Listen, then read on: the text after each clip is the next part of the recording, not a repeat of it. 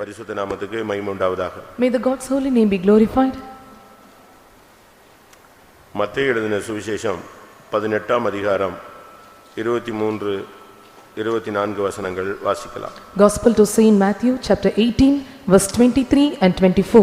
Therefore is the kingdom of heaven likened unto a certain king which would take account of his servants, and when he had begun to reckon, one was brought unto him which owed him 10,000 talents. எப்படியெனில் பரலோக ராஜ்யம் தன் ஊழியக்காரரிடத்தில் கணக்கு பார்க்க வேண்டுமென்றிருந்த ஒரு ராஜாவுக்கு ஒப்பாயிருக்கிறது. அவன் கணக்கு பார்க்க தொடங்கின போது 10,000 தாலந்து கடன்பட்டவன் ஒருவனை அவனுக்கு முன்பாக கொண்டு வந்தார்கள். கர்த்தருடைய பரிசுத்த நாமத்துக்கு மகிமை உண்டாவதாக. May the God's holy name be glorified. வருஷத்தின் கடைசி நாட்களிலே நாம் வந்திருக்கிறோம். We have come to the end days of this year. இன்றைய மெசேஜ் கணக்கு பார்க்கும் தெய்வம். And today's message, the Lord will set account. உலகத்துல நீங்கள் கணக்குகளை பற்றி நமக்கு ஓரளவு அறிவு இருக்கிறது. And we have a worldly knowledge about accounting. உங்களுடைய பேங்க் பேலன்ஸ் எவ்வளவுன்னு உங்களுக்கு அப்பப்போ நீங்க பார்த்துக்கிட்டே இருப்பீங்க. And you used to check always on what is your bank balance. இதுபோல உலகத்துல கூட அக்கவுண்ட்ஸ் ஒரு முக்கிய பங்கை வகிக்கிறது. Even in the world, and the accounts take a most important part. தேவனும் கூட மனுஷனிடத்துல கணக்கு கேட்கிற கணக்கு பார்க்கிற தெய்வமாக இருக்கிறார். Even our God is the one God who takes account of a man. வருஷத்தின் கடைசியில தேவன் கணக்கு கேட்கும் கர்த்தராக நம்முடைய மத்தியிலே கடந்து வருகிறார். At the end of this year, the Lord have come in our midst to ask account to us. தன் ஊழியக்காரரிடத்துல அவர் கணக்கு பார்க்க வேண்டும் என்றிருக்கிற ஒரு ராஜா. And he is a certain king, and he want to take account to servants. அவன் கணக்கு பார்க்க தொடங்கினான் என்று சொல்லி இருக்கிறார். It is said that he started to reckon. 24 வசனம் கணக்கு பார்க்க தொடங்கினான். And 24th verse, he had begun to reckon. இன்றைக்கு தேவன் இந்த காலை வேளையில கணக்கு பார்க்க தொடங்கினால் நம்முடைய நிலவரம் என்ன? If the Lord start to account us, and what will be our state? நம்ம நினைக்கிறோம் நம்மளை பத்தி ஒண்ணுமே அவருக்கு தெரியாது, இல்லாவிட்ட ஏதோ பொதுவான ஒரு காரியம் தான் தெரியும்னு. அப்படி அல்ல. We think that the Lord do not know about us. He know only the general matters of us. தேவனுக்கு எல்லாமே தெரியும். And Lord knows every matters of us. நீ எதுக்கு எழும்புற எதுக்கு உட்கார்றங்கிறது கூட அவருடைய கணக்குல இருக்கிறது. It is in his account why you stand and why you sit. உன் நடைகளை அவர் எண்ணுகிறார். And he is making counts of your walkings. அவர் சும்மா கண்டுகொள்ளாமல் போகிற தேவன் அல்ல. He is not the Lord who do not look after you. அவர் கண்டுகொள்ளாதது போல இருக்கும், ஆனா அவருடைய புக்ல கணக்குல எழுதிக்கிட்டே தான் வராரு. It seems that he is not looking unto you, but he is writing in his account. ஒவ்வொரு பாயிண்ட்டும் தேவன் எழுதிக்கிட்டே தான் வராரு. Every point he is writing in his book. அனைத்தும் அவருடைய ஜீவ புத்தகத்தில் என்ன செய்யப்பட்டிருக்கிறது? எழுதப்பட்டிருக்கிறது. Everything is written in the life of the book. கர்த்தருக்கு பயந்தவர்கள் ஒருவரோடு ஒருவர் பேசிக்கொள்வார்கள், கர்த்தர் கவனித்து கேட்பார். They that feareth, and they will speak among themselves together, and the Lord will set account of them. நாம் பேசுகிறத கூட கர்த்தர் கவனித்து கேட்கிறார் என்று சொல்லுகிறது. And it is said that what we speak the Lord heareth, and he is so little about it. அவைகள் அவருடைய புத்தகத்திலே எழுதப்பட்டிருக்கிறது. And that it was written in his book. இதுதான் உண்மையான நிலவரம். And this is the true state. கர்த்தருடைய பரிசுத்த நாமத்துக்கு மகிமை உண்டாவதாக. May the God's holy name be glorified. இன்றைக்கு தேவன் எவைகளுக்கு கணக்கு கேட்கிறார் என்பதை நாம் படிக்க வேண்டியது அவசியம். Today it is very important for us to meditate in what are the things the Lord is asking for the accounts. நீ ஒரு தேவனுடைய ஊழியனானால் அவர் உன்னிடத்துல கணக்கு பார்ப்பார். If you are a servant of God, the Lord will ask the accounts to him. லேவியராகமம் 25:55 இன் படி நீ ஒரு ஊழியன். According to Leviticus chapter 25 verse 55, you are a servant of God. எகிப்திலிருந்து விடுதலையாக்கப்பட்ட என்னுடைய ஜனங்கள் எல்லாரும் என்னுடைய ஊழியர்கள் என்று கர்த்தர் பேசுகிறார். And the Lord speaketh that those who are delivered out of Egypt are my servants. நீ பாவத்திலிருந்து வெளியே வந்து இயேசுவின் இரத்தத்தினால் கழுவப்பட்ட ஒரு தேவனுடைய பிள்ளையாக இருந்தால் நீ தேவனுக்கு ஒரு ஊழியக்காரன். If you are a child of God, being saved from the sin and washed by his blood, then you are a servant of God. நீ தேவனுடைய ஊழியக்காரனாய் இருந்தால் பரலோக ராஜ்யம் அந்த ராஜா உன்னிடத்துல அவர் கணக்கு பார்க்க விரும்புகிறார். If you are a servant of God, the kingdom of heaven, the king of heaven, he wants to set account to you. தேவன் கணக்கு பார்த்தால் அது எப்படி இருக்கும் என்று உனக்கு தெரியுமா? Do you know when the Lord may start to reckon, and how will be your state? தேவன் கணக்கு பார்க்க ஆரம்பித்தால் எவனுமே நிக்க முடியாது. If the Lord start accounting, and no one can stand before him. தேவரீர் நீர் அக்கிரமத்தை கவனித்திருப்பீரானால் உமக்கு முன்பாக யார் நிற்பான்? If you have listened the iniquities before me, and who can stand before you? அவர் ஒவ்வொன்றையும் கணக்கு போட்டு பார்த்தா அவருக்கு முன்பாக யார் நிலை நிற்க முடியும் என்ற ஒரு கேள்வி சங்கீதத்தில் இருக்கிறது. If he started to reckon and who can stand before him, this is the word set in Psalms. ஆண்டவர் எல்லாவற்றையும் கண்டுகொள்ளாமல் இருக்கிறார் என்று நாம் எண்ணிக்கொள்கிறோம். And we think that the Lord is not watch over everything. அது மனுஷனுடைய தவறான ஒரு அறிவு. And that is the wrong knowledge of man. ஒருவேளை உன் மேல உள்ள இரக்கத்துல கண்டுகொள்ளாம அப்படி கண்ணை மூடின மாதிரி இருப்பாரு, ஆனா பாத்துக்கிட்டு தான் இருப்பாரு. Perhaps because of his mercy, he will not be seen to be looking after you, but he always keep over you. 50ஆம் சங்கீதம் 21ஆம் வசனத்தை பார்க்கும் பொழுது, When we look unto Psalms 50:21, இவைகளை நீ செய்யும்போது நான் மௌனமாய் இருந்தேன். when you done this, I was silent. உன்னைப் போல நானும் இருப்பேன் என்று நீ நினைவு கொண்டாய். And you thought that I will be like you. ஆனால் இவைகளை உன் கண்களுக்கு முன்பாக ஒவ்வொன்றாய் கொண்டு வந்து நிறுத்துவேன். But I will reprove thee and set thee in order before thine eyes. அப்ப இந்த வருஷத்தின் கடைசில தேவனுடைய ஊழியர்கள் விசுவாசிகள் கணக்கு கொடுக்க ரெடியா இருக்கீங்களா? In the end of the year, the believers and servant of God, are you ready to give your accounts? முதலாவது தேவன் எதற்கு கணக்கு கேட்கிறார்? First of all, for what the Lord is asking for the accounts. அதை மத்தேயு 8:18-24 பார்க்கும் பொழுது, When we look unto 18:24 of Matthew, முதலாவது தன்னிடத்துல தாலந்து வாங்கினவனிடத்துல அவர் கணக்கு கேட்டார். and first the Lord asked for the account, started to reckon who had received talents from him. அந்த ராஜாவினிடத்துல இல்லாவிட்டால் அந்த மனுஷனிடத்துல ஒரு கூட்டத்தார் பல தாலந்துகளை கடனாக வாங்கி இருந்தார்கள். And to the king or to the master, a many group of people, they have received talents from him. 1-2 தாலந்து அல்ல. Not 1 or 2 talents. நீங்கள் மற்ற சுவிசேஷங்கள்ல படிக்கும் பொழுது, When you see in other gospels, ஒரு மனிதன் தூரதேசத்துக்கு போகும் பொழுது, when a man was traveling to a far country, ஒருவனுக்கு 5 தாலந்து கொடுத்தான், ஒருவனுக்கு 2 கொடுத்தான், ஒருவனுக்கு 1 கொடுத்தான் என்று சொல்லப்பட்டிருக்கிறது. it was said that one was given 5 talents and another was given 2 talents, and for another given 1 talent. ஆனால் இங்கே இது கொடுத்து விட்டு போனதல்ல, கடனாக பெற்றுக்கொண்ட தாலந்து. And this is not the talent which was given, but it was given as a debt to him. அது எவ்வளவு? How much it was? 10,000 தாலந்து கடன்பட்டவன். And he was owed for 10,000 talents. பிரியமானவர்களே, தாலந்துகளை தேவன் கொடுப்பது சாதாரணமான காரியம் என்று நீங்கள் எண்ணக்கூடாது. And you should not think giving the talents to you, it is an ordinary thing. தாலந்துகள் என்று சொல்லும் பொழுது கிருபை, வரங்கள், ஈவுகள், வெளிப்படுத்தல்கள் இவைகளை காண்பிக்கிறது. When you said about talents, the talents are the gifts or graces, or it is a revelation given to you. தேவன் உனக்கு கொடுத்த வரங்கள், And the gifts the Lord have given you, தேவன் உனக்கு கொடுத்த தரிசனங்கள், and the vision the Lord have given to you, தேவன் உனக்கு கொடுத்த வல்லமைகள், and the power the Lord have given to you, தேவன் உனக்கு கொடுத்த அதிகாரங்கள், the power authority the Lord have given to you, தேவன் உனக்கு கொடுத்த ஈவுகள், the gifts the Lord have given to you. இவைகள் தான் தேவன் உன்னிடத்தில் கொடுக்கிற தாலந்துகள். And these are the talents the Lord have given to you. இந்த தாலந்துகளுக்கு என்ன நடக்கும்? And what will happen to these talents? தேவனுடைய வேளை வரும் பொழுது அவர் கணக்கு கேட்பார். When the work of the Lord comes, and he will reckon. மத்தேயு 25 நாம் பார்க்கும் பொழுது, When we look unto Matthew chapter 25, 18-19 வாசியுங்கள். 18 and 19. ஒரு தாளந்தை வாங்கினவனோ போய் நிலத்தை தோண்டி தன் எஜமானுடைய பணத்தை புதைத்து வைத்தான். வெகு காலமான பின்பு அந்த ஊழியக்காரருடைய எஜமான் திரும்பி வந்து அவர்களிடத்தில் கணக்கு கேட்டான். 5 கொடுத்தவனுக்கும் கணக்கு உண்டு, 2 பெற்றுக்கொண்டவனுக்கும் கணக்கு உண்டு, 1 பெற்றுக்கொண்டவனுக்கும் கணக்கு உண்டு. Those who were given 5 talents and 2 talents and 1 talent, and everyone have to reckon about it. அந்த கணக்கை அவன் கட்டாயம் கொடுத்து தான் ஆகணும். And they must submit their accounts to him. மத்தேயு 18ஆம் அதிகாரத்துல நான் பார்க்கும் பொழுது 10,000 வாங்கினவன் அங்கே கணக்கு கேட்கும்படியாக வருகிறான். But when we see in Matthew chapter 18, and those who received 10 talents have come to ask for the accounts. கர்த்தர் உனக்கு கொடுத்த கிருபைகளுக்கு கணக்கு கேட்க விரும்புகிறார். And the Lord is desired to ask set accounts for the graces that have given to you. உங்களில் எத்தனை பேர் அதுக்கு கணக்கு கொடுக்க முடியும்? How many can reckon for this? உங்களுக்கு தீர்க்கதரிசன வரங்கள் கொடுத்தார். And the Lord had given you the gift of prophecy. ஜெபிக்கிற வரம் கொடுத்தார். And the Lord had given the gifts of praying. விழித்திருந்து திறப்பில் நிற்கக்கூடிய தரிசனம் கொடுத்தார். And the Lord had given the vision to watch and stand in the gap. அதிகமாக கர்த்தருடைய வார்த்தைகளை பேசக்கூடிய கிருபை தந்தார். And the Lord had given many graces to speak more about the Lord word of God. பிசாசை துரத்துகிற வரங்கள் தந்தார். And the Lord had given the gifts to chase away the demons. வியாதியஸ்தரை குணமாக்கக்கூடிய குணமாக்கும் வல்லமை தந்தார். And the Lord had given the power to heal the sick. அந்நிய பாஷை பேசக்கூடியது ஒரு வரம், அதை உனக்கு கொடுத்தார். And speaking in unknown tongues is a gift that is given to you. இப்போ இன்னைக்கு இந்த காலையில இதுக்கு கணக்கு கேட்டா நீங்க உங்ககிட்ட பேசினதெல்லாம் கரெக்ட்டா நீங்க அந்த தாளந்துகளுக்கு கணக்கு கொடுக்க முடியுமா? In this morning time, if the Lord speak about this to you, are you able to set account for the talents the Lord have given to you? தீர்க்கதரிசிகளை கேட்கிறேன். I am asking to the prophecy prophets. உங்களுக்கு கொடுக்கப்பட்ட தீர்க்க தரிசனங்கள் எல்லாம் சொன்னீங்களா? Have you uttered all the prophecy which is given to you? இப்ப கர்த்தர் உன்கிட்ட பேசுறாரா இல்ல பேசுறதை நிப்பாட்டிட்டாரா? And the Lord is speaking to you, or he stopped to speak to you? ஜெப வீரர்களை கேட்கிறேன். I am asking the prayer warriors. ஆரம்ப காலங்களை போல உங்களால் ஜெபிக்க முடிகிறதா? Are you able to pray like a former days? அதிகாலை ஜெபிக்கிறவர்களை கேட்கிறேன். I am asking to the people those who pray in the dawn. இரவிலே எழும்பி முதல் சாமத்தில் கூப்பிடுகிறவர்களை கேட்கிறேன். I ask unto the people those who wake up at the first watch of the night. பிசாசுகளை துரத்துகிற வரம் பெற்றவர்களை கேட்கிறேன். I ask unto the people those who have the gifts to cast out the demons. இன்றைக்கு இந்த வரத்துக்கு நீங்கள் உங்களால கணக்கு தாளந்துகளுக்கு கணக்கு கொடுக்க முடியுமா? Are you able to give account for the talents and gifts the Lord have given to you? யாரோ சொன்னாங்க, யாரோ ஏதோ ஒரு காரியத்தை வச்சிட்டு நீ தீர்க்க தரிசனத்தை மூட்டை கட்டி வச்சிட்ட.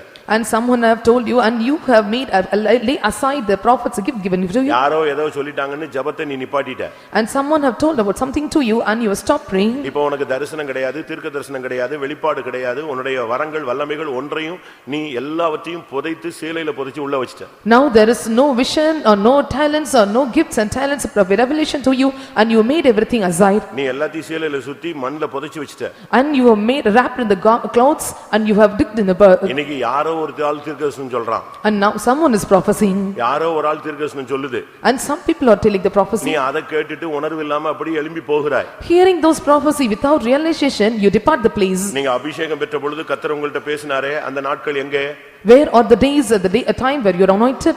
ஆரம்ப காலங்கள்ல கண்ண மூடின உடனே தீர்க்க தரிசனம் வந்துச்சு, இப்ப ஏன் வர மாட்டேங்குது? In the former days when you closed your eyes and you uttered prophecy, where are those days? தேவன் கொடுத்த அபிஷேகத்தை நீ அவித்து போட்டு விட்டாய். And you have quenched the fire the Lord have given you. இன்னைக்கு உனக்கு அந்நிய பாஷை பேச முடியல. Today you could not speak in unknown tongues. உனக்கு முன்ன முக்காடு போட முடியல. You are not able to cover your head. உனக்கு முழங்கால்ல நிக்க முடியல. You could not stand on knees. உன் வீட ஜெப வீடா மாத்த முடியல. You could not change your room as prayer chamber. உன்னுடைய அறை தேவனுடைய அறையாக மாற முடியல. And your chamber could not be turned into a Lord's chamber. இன்னைக்கு அதிகாலையில உன் வீட்ல ஜெபம் இல்ல. There is no early morning prayer in your home. கர்த்தரை துதிக்கிற தன்மை உன் வீட்ல கிடையாது. And the aspect of praying have reduced in your home. அதுக்கு நீ உன் புருஷனை குறை சொல்லுகிறாய். And you are making faults to your husband. உன் பிள்ளைகளை குறை சொல்லுகிறாய். And you are criticizing your children. மனைவியை குறை சொல்லுகிறாய். And you are criticizing your wife. இதுக்கு பல காரணங்களை நீ சொல்லலாம். ஆனா கணக்கு கேட்கும் பொழுது தேவன்ட்ட இந்த கணக்கெல்லாம் சொல்ல முடியாது. You can set forth many reasons, but when the Lord asks account to you, you cannot say such reasons. அந்த ஒரு தாளந்து வாங்குனவன்ட்ட கர்த்தர் கணக்கு கேக்குறாரு. அந்த எஜமான் கேட்கும்போது அவன் சொல்றான்,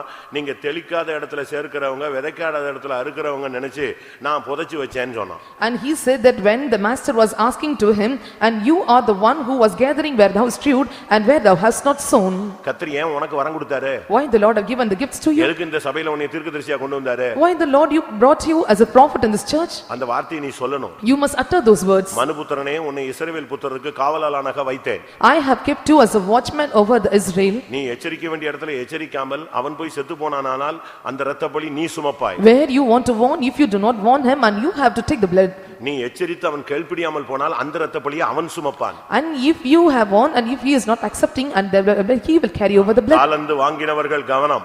And those who receive the talents, you must be attention to it. நீ தீர்க்கதரிசனத்தை மூடி வைத்து விட்டாய். You have covered the prophesying gift. நீ விளக்கை கொளுத்தி மரக்காலில் மூடி வைத்த ஒரு நபர். And you are the one who have kept the lamp under the bushel.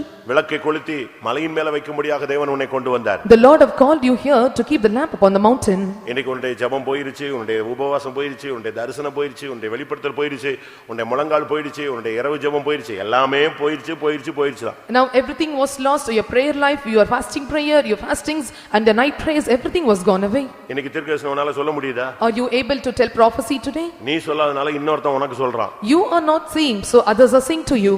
பிள்ளையாம் ஒழுங்கா தீர்க்கதரிசனம் சொல்லாதனால கழுதை பேசுது. And Balaam did not utter the prophecy, so the ashes started to speak to him.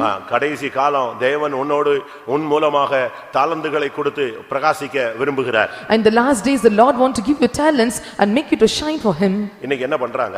What they are doing now? ஜனங்கள் अनेக தங்களுடைய அபிஷேகத்தை அடக்கி வைக்கறாங்க. And many people they are controlling their anointing. அபிஷேகத்தை பிரகாசிக்க விடுறது இல்ல. And they are not making their anointing to shine. ஒரு மனிதன் சொல்லுகிறான், A man say, நான் அடக்கி வைத்த மட்டும் என்னுடைய எலும்புகள் எல்லாம் உலர்ந்து போயிற்று. My bones are vexed until I was subjected to me. ஒரு தீர்க்கதரிசி தீர்க்கதரிசனம் சொல்லாம வந்த தீர்க்கதரிசனத்தை அடக்கி வச்சானா அடுத்த வாரம் அவன் வியாதிப்படுவான். A prophet, when he was not uttering the prophecy which is given to him, and next coming week and he will go under ஒரு sickness. பிசாசு நீ துரத்த வேண்டிய இடத்துல நீ துரத்தலன்னா அந்த பிசாசு உன்னை டச் பண்ணும். The place where you want to cast out the demons, if you do not cast, and it will come and attack you.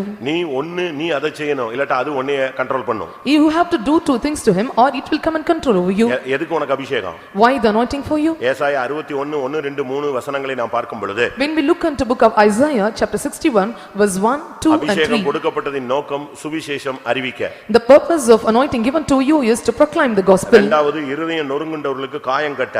And you have to bind the broken hearted. மூன்றாவது சிறைப்பட்டவர்களுக்கு விடுதலைக்காக. And for those who are under captivity should be loosened. நான்காவது கட்டுண்டவர்களுக்கு கட்டவிழ்த்தலை கூறுத. And to those who are bind and they had give the proclaim the thing.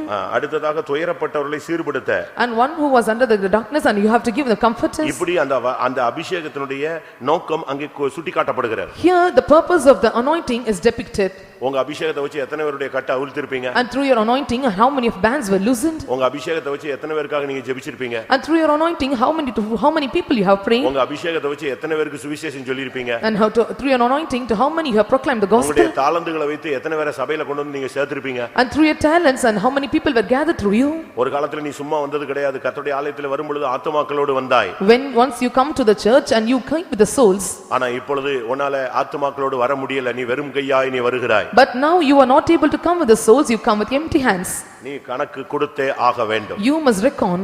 நீங்கள் பழைய ஏற்பாட்டில பார்க்கும் பொழுது when you see in the Old Testament Bezalel என்கிற ஒரு தேவனுடைய மனிதன் இருந்தான். and we can see a man of God called Bezalel. அவன் ஒருத்தன் தான் பழைய ஏற்பாட்டில இன்னொரு ஆள் ரெண்டு பேர் தான் தங்களுக்கு கொடுத்த கிருபைகளை 100% உபயோகித்தவர்கள். And Bezalel and the other person in the Old Testament who used the talents in 100%. Bezalel கர்த்தருடைய அந்த பெட்டிக்காக தன்னுடைய முழு தாளந்துகளையும் பயன்படுத்தினான். And Bezalel for to make the ark of the covenant and he made use of all his talents. அந்த உடன்படிக்கை பெட்டிக்காக. For the ark of the covenant. அந்த ஆசரிப்பு கூடாரத்துக்காக. For the tabernacle. அந்த தேவன் வாசம் பண்ணும் அந்த இடத்துக்காக. For the place where the Lord dwells. அவன் இரவும் பகலும் அந்த மைண்ட்ல முள்ள அதுதான் இருந்துச்சு. And day and night his mind was under it. தன்னுடைய அபிஷேகத்தை அதுக்கு யூஸ் பண்ணான்னு பைபிள் சொல்லுகிறது. And the Bible says he used anointing for it. உங்களை எத்தனை பேருக்கு அப்படி உபயோகப்படுத்த முடிகிறது? How many are able to make use of this way?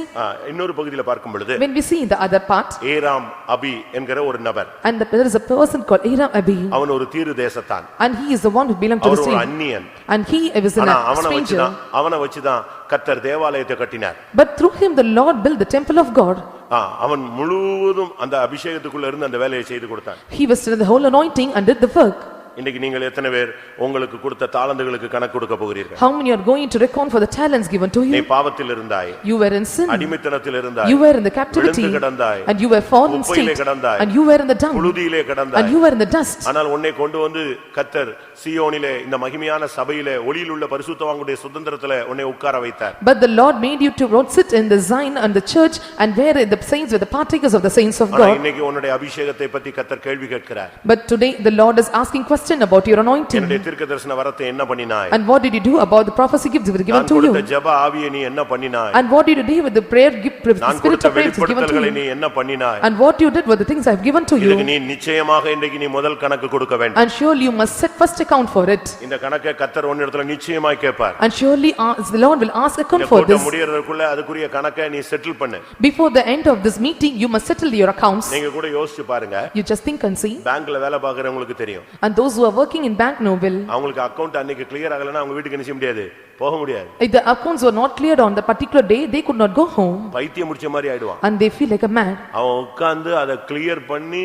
அடுத்த ஸ்டேட்மென்ட்ல டேலி ஆனாதான் அவனுக்கு சமாதானம். இல்லையா கையில இருந்து பணத்தை போடணும். They must sit and they will clarify the statement, only then they can go with peace, or they have to give the money within their hands. அதுபோல கர்த்தர் இப்ப இன்னைக்கு வந்து கணக்கு கேட்கிற கர்த்தராக இந்த சபையில உட்கார்ந்து இருக்கிறார். Today the Lord is sitting in this church who is asking for the accounts. உன்னிடத்திலும் என்னிடத்திலும் அவர் கேட்கிற முதல் கணக்கு, மகனே மகளே நான் உனக்கு கொடுத்த தாளந்துகளுக்கு உட்கார்ந்து கணக்கை செட்டில் பண்ணு. The first account the Lord asked you unto me, my son, my daughter, you sit and set account to you. உனக்கு எவ்வளவு நாளும் தருவாரு, ஆனா நீ கணக்கு கொடுக்கணும். He may give any accounts any amount to you, but you must set account.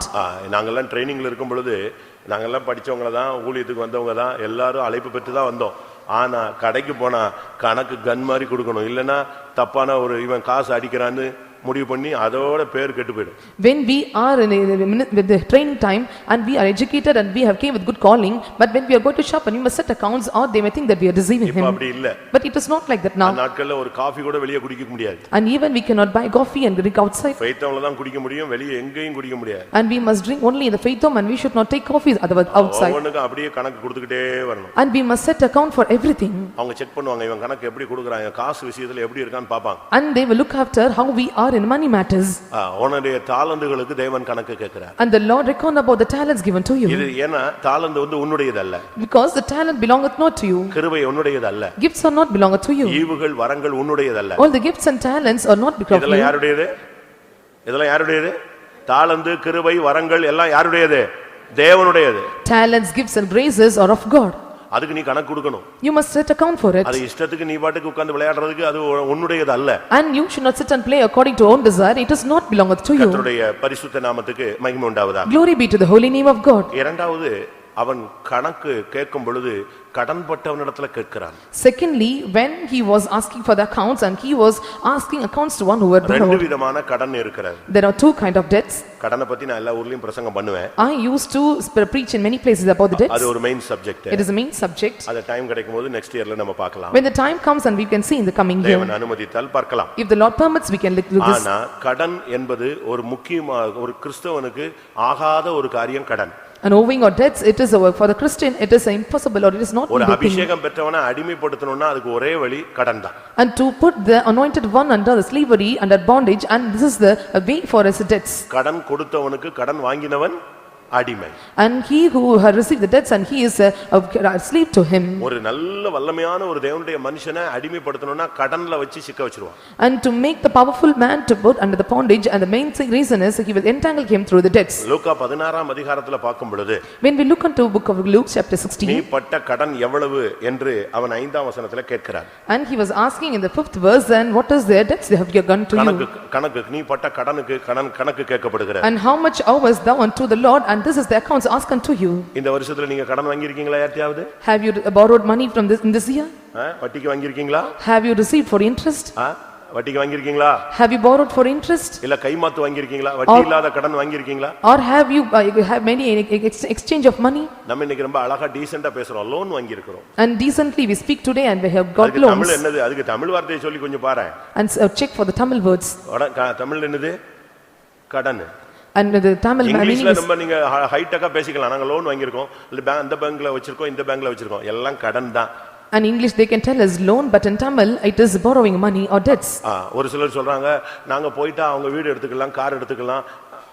நீ முதல்லயே சொல்லி பாரு, நான் செத்து போயிடுவேன், என் வீடு கனல்ல நீ எடுத்துக்கோன்னு சொல்லி உனக்கு கார் கொடுத்துருவானா, வீடு கொடுத்துருவானா, company கொடுத்துருவானா? And sometimes they say at the company they will tell that and we will give you houses and cars and everything, and if you die will they give it to you? இந்த வருஷத்துல எல்லா கடனும் ஓச்சிட்டீங்களா? Have you done make account all the debts have received? ஒரு சிலர் கடன் வாங்கிட்டு கொடுக்கறதே இல்ல, சபையை விட்டு ஓடி வந்துடுறான். என்ன தியாகராஜபுரத்துல கடன் வாங்கின விசுவாசிகள் கொணவடத்துல இருக்கான்னு ஒரு சிலர் வந்து சொன்னாங்க. And some are giving the news those who have borrowed கடன் வாங்கிட்டு அங்க உள்ள விசுவாசிட்ட கொடுக்காம எங்க ஓடி வந்துடுற? இது என்ன அமெரிக்கால இருக்கு? அவன் இங்க வந்துடுறானே உடனே. And those who are in Tyagarajapuram, they have borrowed money and they are coming to the Konavatam and they think that it is a distance of America. இங்க இருக்காங்க, இங்க சண்டே ஸ்கூல் டீச்சர்ஸ் எல்லாம் இருக்குதுங்க. And here அங்க கடன் வாங்கிட்டு இங்க ஓடி வந்த கேஸ்ல இன்னும் கடனை கொடுக்கல, நானும் விசாரிக்கல. And some of the Sunday school teachers are here, those who borrowed amount from this Tyagarajapuram and still they are here. It is wrong.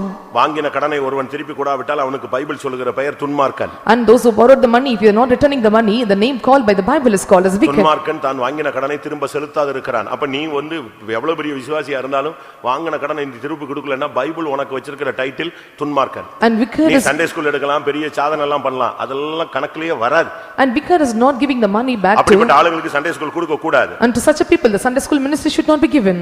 அங்க இருந்து எஸ்கேப் ஆகி வந்தது, இங்க ஜம்ப் ஆனது, காசு கொடுக்காதது, இந்த கேஸ்ல நீ வச்சினா என்னைய தான் பிடிப்பான். And those who escaped and those who are jumping and escaping, and you should not come here, they will come and cut me. 10 பைசா இருந்தாலும் நீ போய் கொடுக்கணும், கொடுக்க முடியலனா சொல்லி டைம் வாங்கணும், இல்லட்டா மன்னிப்பு கேட்கணும். Even if it is 10 paisa, you must set accounts and you must settle it, and then you must ask for the time to repay it. போய் அவன் கால்ல விழணும், அது ஒண்ணும் தப்பு கிடையாது. நீ ரொம்ப ரோஷமா நீ அவன்ட்ட முறைச்சிக்கிட்டலாம் இருக்க கூடாது. என்ன வாங்கனல்ல தருவேன், இது முதல்ல நீ சொல்லணும். அப்படி காசு வாங்கும்போது தருவேன் அப்படின்னு நீ சொல்லு, அவன் தந்துட்டானா வாங்கிக்கோ. And when he was receiving the money, you must tell, I will give it to you, and you must go and fall on his feet. நம்ம பைபிள்ல இதுல ஆழமா இல்ல. And it is not so found deep in our Bible. தள்ளுபடி ஆகமம்னு RCல ஒரு 6-7 book இருக்கு. And there are some of the law books of this annual in RC books. அதுல சீராக் ஆகமம் அப்படினு ஒரு ஆகமம் இருக்கு. And there is a law book called Sirach. அந்த சீராக் ஆகமத்துல ஒருத்தன் கடன் வாங்கும்போது கையை பிடிக்கிறான், முத்தம் கொடுக்கறான், அவன் வீட்ல ஒரே பிளேட்ல உட்கார்ந்து சாப்பிடுறானா. வாங்கிட்டு முடிச்ச உடனே நீ யார் என்கிறான். When he was borrowing the money, he was kissing his hands and he was hugging each other and was doing some rituals, but after receiving the money he asked who you are. காசு வாங்குற வரைக்கும் எப்படி பேசுறானா? கையை பிடிக்கிறானா, முத்தம் கொடுக்கறானா, அவன் வீட்லயே வாசல்லவே உட்கார்ந்துக்கறானா, அவன் வீட்ல ஒரே பிளேட்ல உட்கார்ந்து சாப்பிடுறானா. வாங்கி கொஞ்ச நாள் கழிச்ச பிறகு யாரு? நீ யாரு? சரி சரி கொஞ்சம் வெயிட் பண்ணுங்க அப்படிங்கிறான். Until he was borrowing the money, he was kissing the hands and he was falling in the feet and he was staying in the doorsteps, and after receiving the money he asked who you are. அடுத்த வாரம் பார்க்கலாம். And we can see the next week. ஏன் திரும்பி திரும்பி வந்துகிட்டே இருக்கீங்க? Why he comes the next day then? கடன் கொடுத்த கடன் வாங்கினவனே இவன் பேசுற எதுக்கு திருப்பி திருப்பி வரீங்க, தர்றோன்னு சொல்றோம்ல போங்க. And one who borrowed the money, when the borrower comes and he was asking why you come again, we will give to you. இதத்தான் பைபிள் சொல்லுது, நீ துன்மார்க்கன். And this is what the Bible calls as a wicked. கொடுக்கணும். You must prepay. அவன்கிட்ட போய் மன்னிப்பு கேட்கணும். You must ask for forgiveness. ஆண்டவரை காலை பிடிச்சு ஆண்டவரே என்னை ஆசீர்வதின்னு நீ கேட்கணும். You must hold the feet of the Lord and ask unto God, bless me. நீ பட்ட கடன் எவ்வளவு? And how much thou you owest. இந்த வருஷத்தின் கடைசில கர்த்தர் கேக்குறாரு, In the அவனை ஆசீர்வதிக்கிற தேவன், நீ மனுஷன்ட்ட கை ஏந்திட்ட. In the end of the year the Lord is asking, I am the Lord who blesses you, and you have laid hands on the man. இறைவனிடம் கை ஏந்துங்கள். In the world they used to say, and you just beg unto God. ஆண்டவர்ட்ட தான் நம்ம கை ஏந்தணும். And we must beg unto God. மனுஷன்ட்ட கை ஏந்தனேனா உன்னை நடு ரோட்ல வச்சு கேள்வி கேட்பான், சபைக்குள்ள வச்சு கேள்வி கேட்பான், என் காசு கொடுக்கலன்னு. If you take up your hands to the man and he will ask questions in the street and in the road. எந்த விசுவாசியும் விசுவாசிகளுக்கு ஹெல்ப் பண்ண கூடாது. And no believer must help the other believers. பிரசங்கத்தை நல்லா கவனிங்க. And you must hear this sermon. எந்த விசுவாசிக்கும் help பண்ண கூடாது. பணம் கொடுக்கல் வாங்கல் வட்டி எந்த பிசினஸும் வைக்க கூடாது. No believers must exchange money, and you should not give for borrowing or as a debts as interest, and you should not have any such exchanges. Repeat பண்றேன். Once again I say, எந்த விசுவாசிகளுக்கும் உதவி செய்யலாம். No believers can help the believers. ஆனால் திரும்ப கேட்க கூடாது. But you should not ask it. புரியுதா? நான் சொல்ற பேசுற தமிழ் உனக்கு புரிஞ்சுதா? Can you understand what I say? முதலாவது சொல்ற பாயிண்ட், எந்த விசுவாசியும் கொடுக்கல் வாங்கல் வட்டி கொடுத்து கேட்டது இந்த பிசினஸ் வைக்க கூடாது. And first I say, and no believer must give any amounts on exchanging of amounts or receiving or borrowing. நான் திரும்ப சொல்றேன். Once again I say, எல்லா விசுவாசிகளுக்கும் எவ்வளவுனாலும் உதவி செய்யலாம். All believers can help to any believers to any amount. ஆனா திரும்பி வரும் என்று நீ கனவுல காண கூடாது. But you should not dream that you have to return it back. என்கிட்ட கேட்டா கொடுத்த? You asking me or giving? கொடுக்கும்போது என்கிட்ட கேட்டா கொடுத்த? While you are giving, will you ask to me? ரெண்டு பேரும் ஒரே வண்டியில 1.5 மாசமா சுத்துறீங்க, இப்போ ரெண்டு வண்டியா தனி ரெண்டு வீலுக்கு தனியா பிரிச்சிட்டு போயிட்டாங்க. For 1.5 months I were roaming in the same bike, and now they are separated. இப்போ வந்து பாஸ்டர் நீங்க வாங்கிட்டாங்க. பாஸ்டர் இது லோன் வாங்கி கொடுக்கறவரா? வேலை செய்யறாரு ஜிப்பா போட்டு. And is the pastor wearing the garments to get the loans? நான் சொல்றது சரின்னு சொல்றேன், ஒரு அல்லேலூயா சொல்லுங்க. அதனால இனிமே கடன் கொடுத்தவங்க ஒருத்தன் கேட்க மாட்டான் ஸ்தோத்திரம் அப்படிங்கிறீங்களா? நீங்க இப்படி வந்தா அப்படி வந்துருவீங்க. தப்பு. It is wrong. பைபிள் சொல்லுகிறது கைமாறு கருதாமல் கடன் கொடு.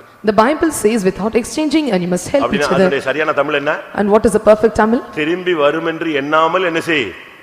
கடன் கொடு. Counting not that you will return it back or they may repay, and you must help them. அது காந்தி கணக்கு அப்படினு நினைச்சிட்டீனா ஸ்தோத்திரம் பண்ணி கொடுத்துட்டு போயிட்டே இரு அல்லேலூயா போட்டு. And if it was given as a free gifts to them, and you must start praising, and you must go of him. அத விட்டுவிட்டு அவன்ட்ட போய் சண்டை போட்டுக்கிட்டு அவன்ட்ட வந்து வாக்குவாதம் பண்ணிட்டு நான் வட்டிக்கு வாங்கி கொடுத்தேன், உனக்காக தான் வாங்கி கொடுத்தேன், அவன் என்னைய பிடிக்கிறான், இப்படி ஒரு சிலர் போய் சொல்றான். இவன் கொடுத்துட்டு இவன் வட்டிக்கு வாங்கிட்டு யார சொல்றது? இன்னொருத்தண்ட வாங்கி கொடுத்தேன்னு அப்படியும் fraud கேஸ்லாம் இருக்கானே. And leaving this, and you should not defraud, or you should not do any other cases like this. சபை பரிசுத்தமானது. And church is a holy place. நீ பட்ட கடன் எவ்வளவு? And how much you have the owest? உன் கடன் எல்லாம் தீர்த்து இந்த வருஷத்துல உன் கடனை செட்டில் பண்ண முடியுமா? Are you able to settle all your debts? TV இருந்துச்சுன்னா வித்தா 30,000 ரூபாய் கடனை 30,000 ரூபாய் ஹோம் தியேட்டர் இருந்துச்சுன்னா வித்து கொடுத்துரு. And if you have a 30,000 of debts, and you can sell your home theater and give it to them. 60,000 ரூபாய் கடனை car இருக்கா வித்து கொடுத்துரு. 60,000 if you have debts, you must sell your car and you must give it to them. பெங்களூர்ல ஒரு முக்கியமான விசுவாசி ஒரு வீடு டெடிகேட் பண்ணார். An important believer who dedicated his house at Bangalore. அவர் ரொம்ப சீப் பாஸ்டர்ஸ்க்கு இன்டர்பிரட்டர் அவர். And he was an interpreter for chief pastor. ரொம்ப முக்கியமான ஆளு. And he is very important person. அவங்க பிள்ளைங்க எல்லாம் பாஸ்டர்ஸா இருக்காங்க. And all their children were pastors. பிள்ளைங்க எல்லாம் ஃபாரின்ல ஊழியத்துல இருக்காங்க. And they were in ministry during foreign country. அவருக்கு கன்வென்ஷனோட வீடு டெடிகேட் பண்ணா சீப் பாஸ்டர்ஸ் வருவாங்க. So his mind is that during the convention, if dedicated his house, all the chief pastors will come. அதனால அவரு கன்வென்ஷன் டேட்டை ஒட்டி டெடிகேஷன் டேட் வாங்கிட்டார். And he got the dedication date and with the convention dates. அவர் எதிர்பார்த்த மாதிரி ரெண்டு cheap pastors வந்தாங்க. And according to his expectation, 2 chief pastors have come. அவருக்கு பயங்கர சந்தோஷம். And he was so happy. Dedication எல்லாம் முடிஞ்சிருச்சு. And dedication was over. எல்லாரும் சாப்பிட்டுட்டு இருக்காங்க. And everyone was having feast. Chief pastors உட்கார்ந்திருக்காங்க. And chief pastor also was sat there. திடீர்னு ஒரு சீப் பாஸ்டர் கேட்டாரு. One chief pastor asked to him, எப்படி இவ்வளவு பெரிய வீடு கட்டினீங்க? லோனா இல்ல கையில இருந்தே நம்ம கட்டணுமா அப்படினு கேட்டாரு. How you build such a big house? Did you receive any loans or with the money that you had in your hands? அது வந்து 98% வந்து என்னுடைய காசு. அவர் 2 லட்சம் ரூபாய் தான் கொஞ்சம் அட்ஜஸ்ட் பண்ணி கட்டிட்டேன். 98% is my money and 2 lakhs of amount I adjust and make it. கொஞ்சம் அது மட்டும் தான் கடன். Only that it was debts. நீங்க என்ன சொல்லுவீங்க? What will you tell? அப்ப பரவாயில்லையே 98%. ஆனா அந்த சீஃப் பாஸ் சொன்னாரு 2 லட்சம் ரூபாய் கடனா ஒன்னு செய்யுங்க, இந்த வீடை வித்து முதல்ல 2 லட்சம் ரூபாய் கொடுத்துட்டு மிச்ச காசுக்கு ஒரு வீடு வாங்கிக்கோங்க அப்படின்னா. And 2 lakhs if you have debts or loan, you must sell this house and you must repay then you can buy other house. புரிஞ்சுதா? Can you understand? நீங்க என்ன செய்வீங்க? What will you do? இதுக்கு தான் சீஃப் பாஸ்டர் கூப்பிட கூடாதும்பீங்க. And you will tell for this purpose we should not call chief pastor. சிம்பிளா நம்ம pastor வச்சு அழகா முடிச்சிட்டு மரியாதையா போயிருக்கலாம். இன்னும் 10 லட்சம் கடன்னா கூட நான் ஜெபம் பண்றேன் பாஸ்டர் பிரதர்ன்னு இருப்பாரு. இது போய் பெரிய ஆளுங்களை கூப்பிட்டு கடைசியில் இப்படி சொல்லிவிட்டாங்களே அப்படின்னு நம்ம யோசிப்போம். And we would have conferred in our mind, we could have called our center pastor and we have finished the matter, and why to call this chief pastor? ஆனா அந்த மனுஷன் தேவனுடைய மனுஷன். But that man is a man of God. அன்னைக்கு சாயங்காலமே வீட with advance வாங்கிட்டாரு. At the evening and he sold his house and he got the advance. அப்படி ஒரு வீடு எனக்கு வேண்டாம்னு பாஸ்டர் சொல்லிட்டாங்கன்னா இன்னைக்கே வேண்டாம்னு சொல்லி அன்னைக்கு சாயங்காலமே புது வீட வித்துட்டாரு. And pastor told that this house is not needed for you. At the same evening he sold his house. இன்னைக்கு வந்தா நீ போக முடியாது, 2 லட்சம் ரூபாய் கடனை வச்சிட்டு நீ மேல போக முடியாது. அதான் உபதேசம். And the doctrine is that if he comes today and you cannot be ascended up, you cannot be caught up, and that was our doctrine. நீ செத்து போய்ட்டா கூட உன் பிள்ளைய வந்து கடன் கேட்பான். நான் சப்ஜெக்ட் பேசும்போது பேசுறேன் இதெல்லாம் உனக்கு. If you die and they will ask account to your children. கர்த்தருடைய பரிசுத்த நாமத்துக்கு மகிமை உண்டாவதாக. Glory be to the holy name of God. கடன் எவ்வளவு? And how much thou owest? எழுத்தின் பிரகாரமான கடன்களுக்கு கணக்கு கர்த்தர் கேட்பார். மனுஷன் கேக்குறானோ இல்லையோ தெய்வம் கேட்பாரு. All the little debts that you have the man will ask account to you. If your man is not asking, God will ask accounts to you. ஆவிக்குரிய கடன் இருக்கிறது. And there are some spiritual அது என்ன ஆவிக்குரிய கடன்? And what are the spiritual debts? ரோமர் 1 அதிகாரம் 14 15 வசனங்களை பார்க்கும் பொழுது when we look at the book of Romans chapter 1 verse 14 and 15, மூடருக்கும் ஞானிகளுக்கும் இஸ்ரவேல் புத்திரருக்கும் நான் சுவிசேஷம் அறிவிக்க கடனாளியாக இருக்கிறேன். I am a debtor both to the Greeks and to the barbarians, both the wise and to the unwise. அதுக்கு நீ கணக்கு கொடுக்கணும்.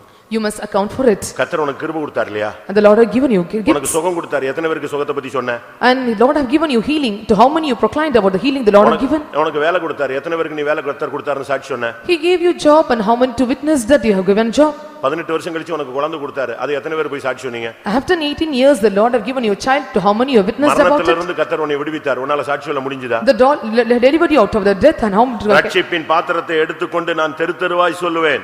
I will take up the cup of salvation and go around the streets and our N proclaim. ஆத்துமாவுக்கு செய்ததை நான் சொல்லுவேன். I will proclaim what the Lord have done to my soul. என்னால எப்படி சும்மா இருக்க முடியும் அப்படினு கேட்டான். And he asked, and how can I remain silent? கர்த்தர் செய்த நன்மைகளை நீ சொல்லணும், சுவிசேஷத்தை சொல்லணும். You must tell about the Lord, the goodness the Lord have given to you, and gospel the Lord given to you. இயேசுவை பற்றி சொல்லுவது நற்செய்தி, உன் வாழ்வில் தேவன் செய்த நன்மைகளை சொல்வதும் நற்செய்தி.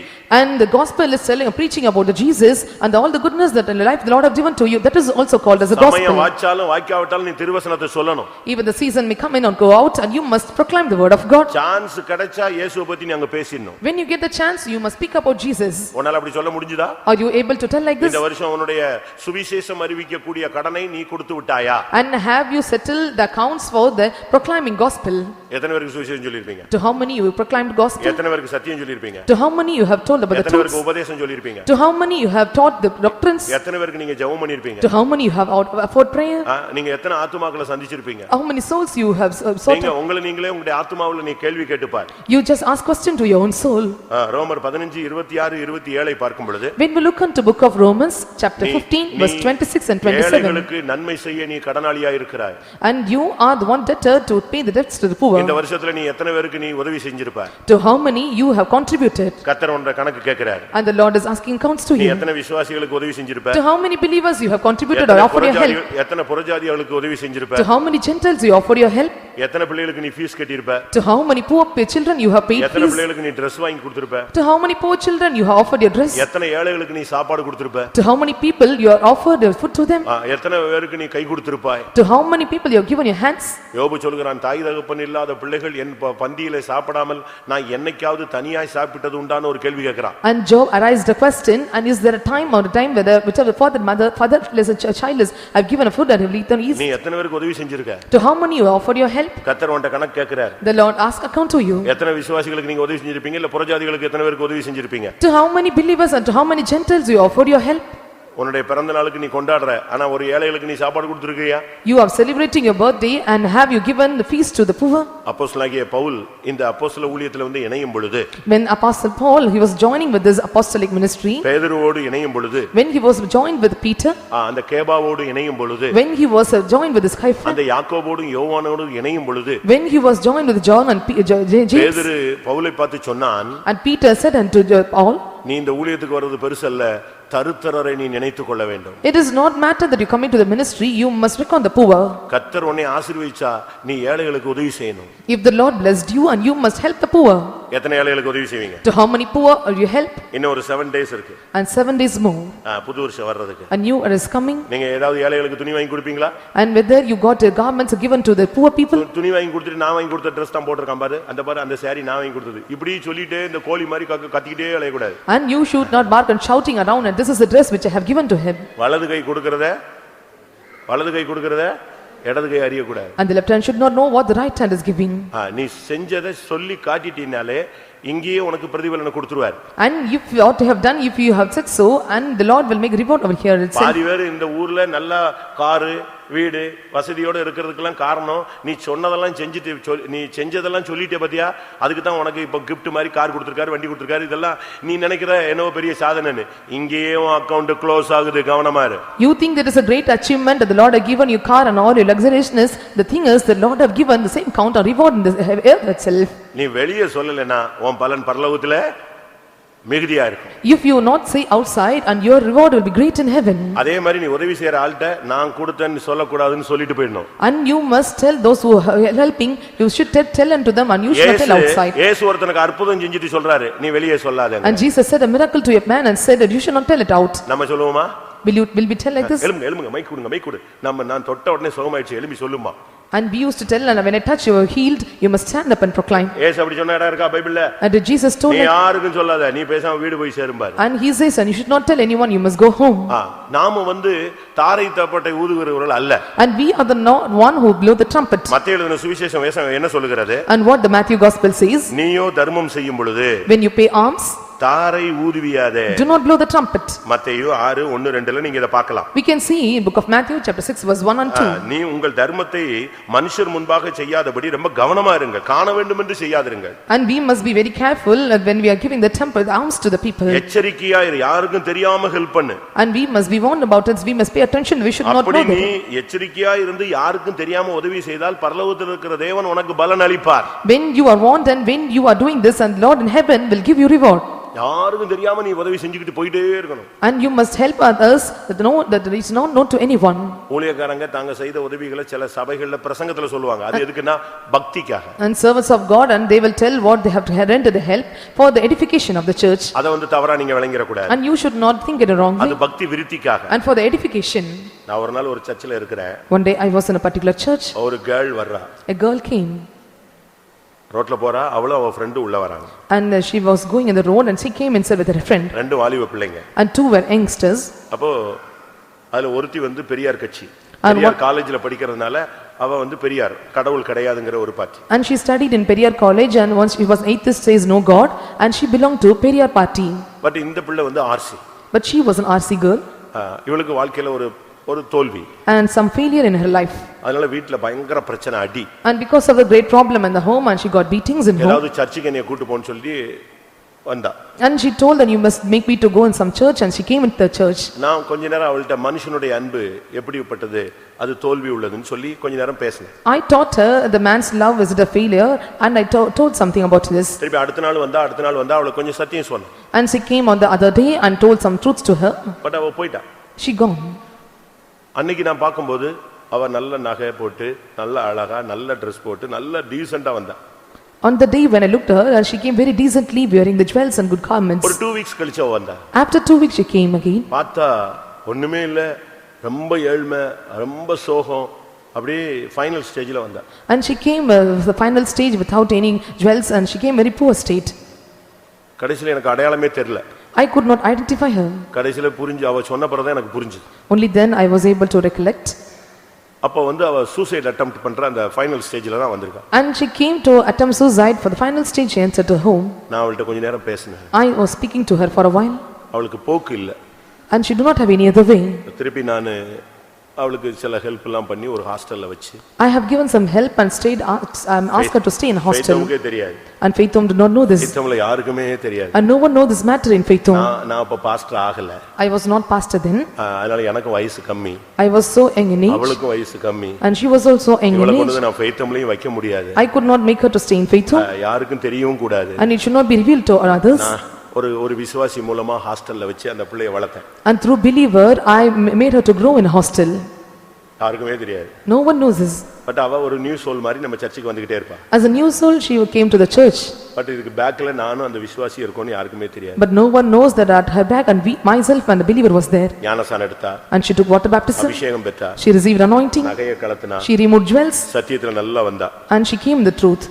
அவங்க வீட்ல அவ ஓடி போய்ட்டா அப்படினு முடிவு பண்ணிட்டாங்க. In her house they have determined that she was eloped. இல்ல அவ செத்து போய்ட்டான்னு முடிவு பண்ணிட்டாங்க. Or they have thought that she was dead. ஆனா நடந்தது என்ன? But what had happened? இவன் ஞானஸ்நானம் பெற்று பரிசுத்த ஆவி பெற்று நல்ல ஒரு வேலை கிடைச்சு நல்ல ஸ்டாண்ட் ஆயிட்டா. And receiving water baptism and was this anointing, she got good job and stood well. எல்லா மீட்டிங் வருவா.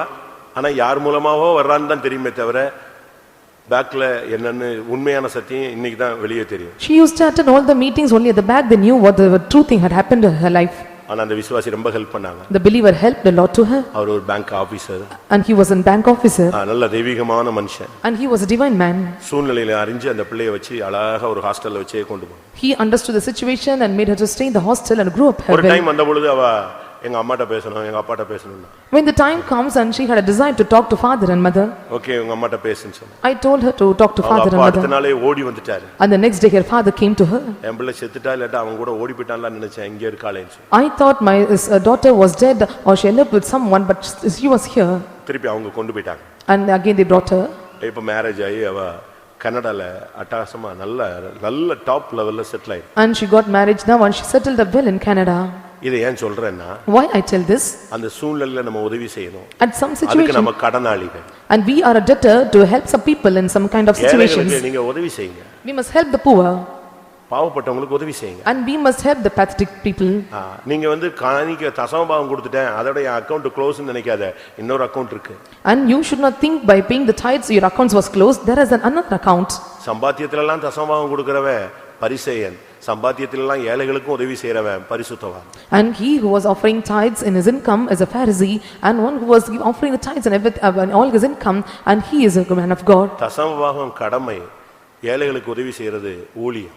And tithes is just our responsibility or duty, and helping the poor it is our நீ விசுவாசியான தசமபாகம் கொடுக்கணும். ஆனா நீ கர்த்தருக்காக ஏதாவது செய்யணும்னு சொன்னா ஏழைகளுக்கு நீ செய்யணும். If you are a believer you must pay the tithes. If you want to do something for the Lord you must help the poor. இந்த சிறியவனுக்கு நீ எதை செய்கிறாயோ அதை பைபிள் சொல்லுங்க.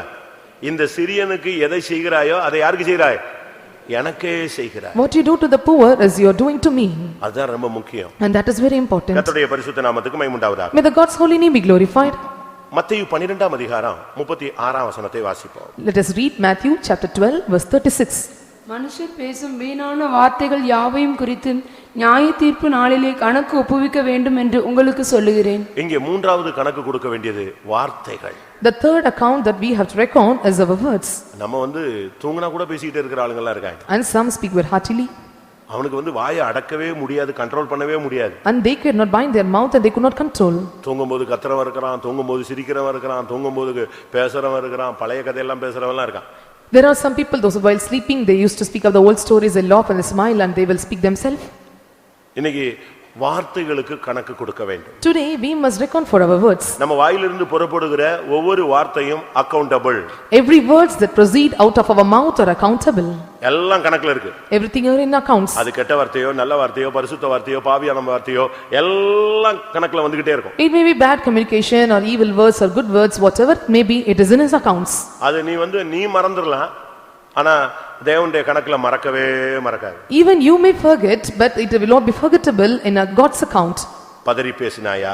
And whether you were speak தெரியாததை பேசினாயா? and whether you spoke any words is not known to you, whether you spoke with lies, தூஷணமாய் பேசினாயா? whether you made any blasphemy, வீணாய் பேசினாயா? whether you made any vain கெட்ட conversation, வார்த்தை பேசினாயா? any bad words proceeded out. நீங்களே யோசிச்சு பாருங்க உங்களுடைய வாயிலிருந்து வந்த வார்த்தைகள் Confer and see what are the things, what are the words proceeded out of your mouth. வந்து வார்த்தைகளுக்கு கணக்கு கொடுத்து தான் ஆகணும். And man must set account for all the words that proceeded out of his mouth. இப்ப பேசிட்டு நம்ம சொல்லுவோம் தெரியாம பேசிட்டோம். Now we used to tell that unknowingly have spoken this. எப்படி அம்மாவை தப்பா பேசும்போது அம்மான்னு தெரியாம பேசிட்டியா? எப்படி எனக்கு புரியலையே. I don't know whether you spoke ill about your mother without knowing your mother when you spoke it. இல்ல புருஷனை நீ தப்பா பேசும்போது அது புருஷன் தெரியாம வேற ஆள் மாதிரி இருந்ததனால பேசிட்டியா? When you were speaking evil about your husband without knowing or without knowing that is your husband, do you speak it? ஓ வாயை நீ கண்ட்ரோல் பண்ணணும்.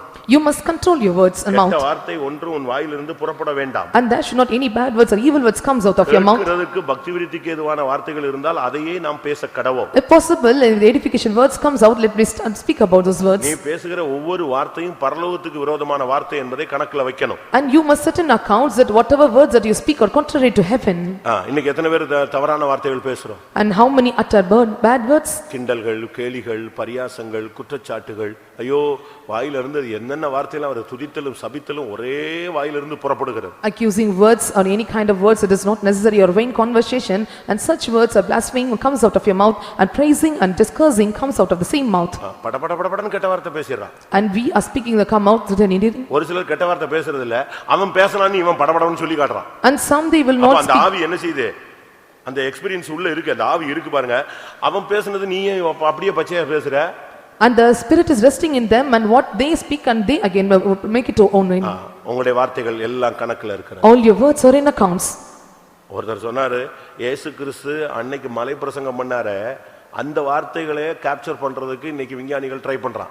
And Jesus Christ was making preaching and sermon, and the scientists want to capture all those words. 2000 வருடங்களுக்கு முன்பாக மலையில உட்கார்ந்து பேசினாரே, ஆவியில் எளிமையுள்ளவர்கள் பாக்கியவான்கள்னு, அதை பிடிச்சு அந்த வார்த்தையை கண்ட்ரோல் பண்ணணும், கொண்டு வரணும். அது இன்னும் எங்கதான் இருக்கு? பூமியே கேளுங்கள் அப்படின்னா அந்த வார்த்தை எங்கதான் இருக்கு? பூமியில தான் இருக்கு அந்த சத்தம். அதை கேப்சர் பண்ணணும்ங்கறான். அப்படிங்கும்போது நம்ம பேசின வார்த்தைகள்லாம் எங்க இருக்கும்?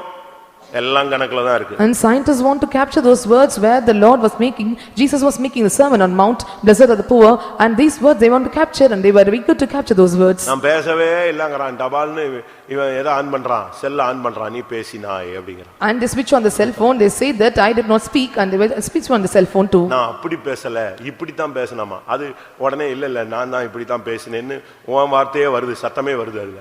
I did not speak in this way, and your words are coming out. ஒரு வார்த்தை கூட கீழ விழுறது இல்ல. And no words are fallen down.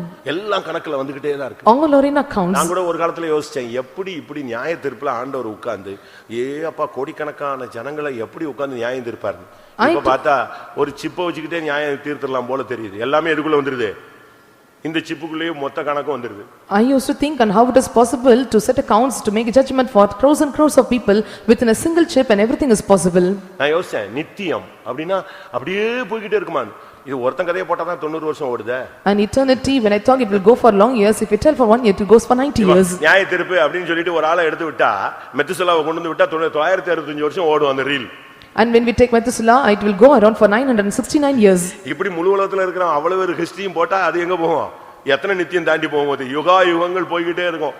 It will go for years together, and it will go for an eternity, and if you are making the real for all the person's life, உன் வாயிலிருந்து வருகிற கடினமான வார்த்தைகள், and all the harsh speaking of your mouth, மாம்சீகமான வார்த்தைகள், all the words of your carnal, அருவருப்பான வார்த்தைகள், abominable words, அசிங்கமான வார்த்தைகள், and unclean words, அருவருப்பான வார்த்தைகள், all the undetestable words, சகிக்காத வார்த்தைகள், the words which are not able to hear. இது எல்லாம் நீ பேசின உடனே அது உன்னை விட்டு வெளியே போன மாதிரி இருக்கும். ஆனா தேவனுடைய கணக்குல வந்து உட்கார்ந்திருக்கு. When you speak those words, you feel that it have came outside, but it will be set account in his accounts.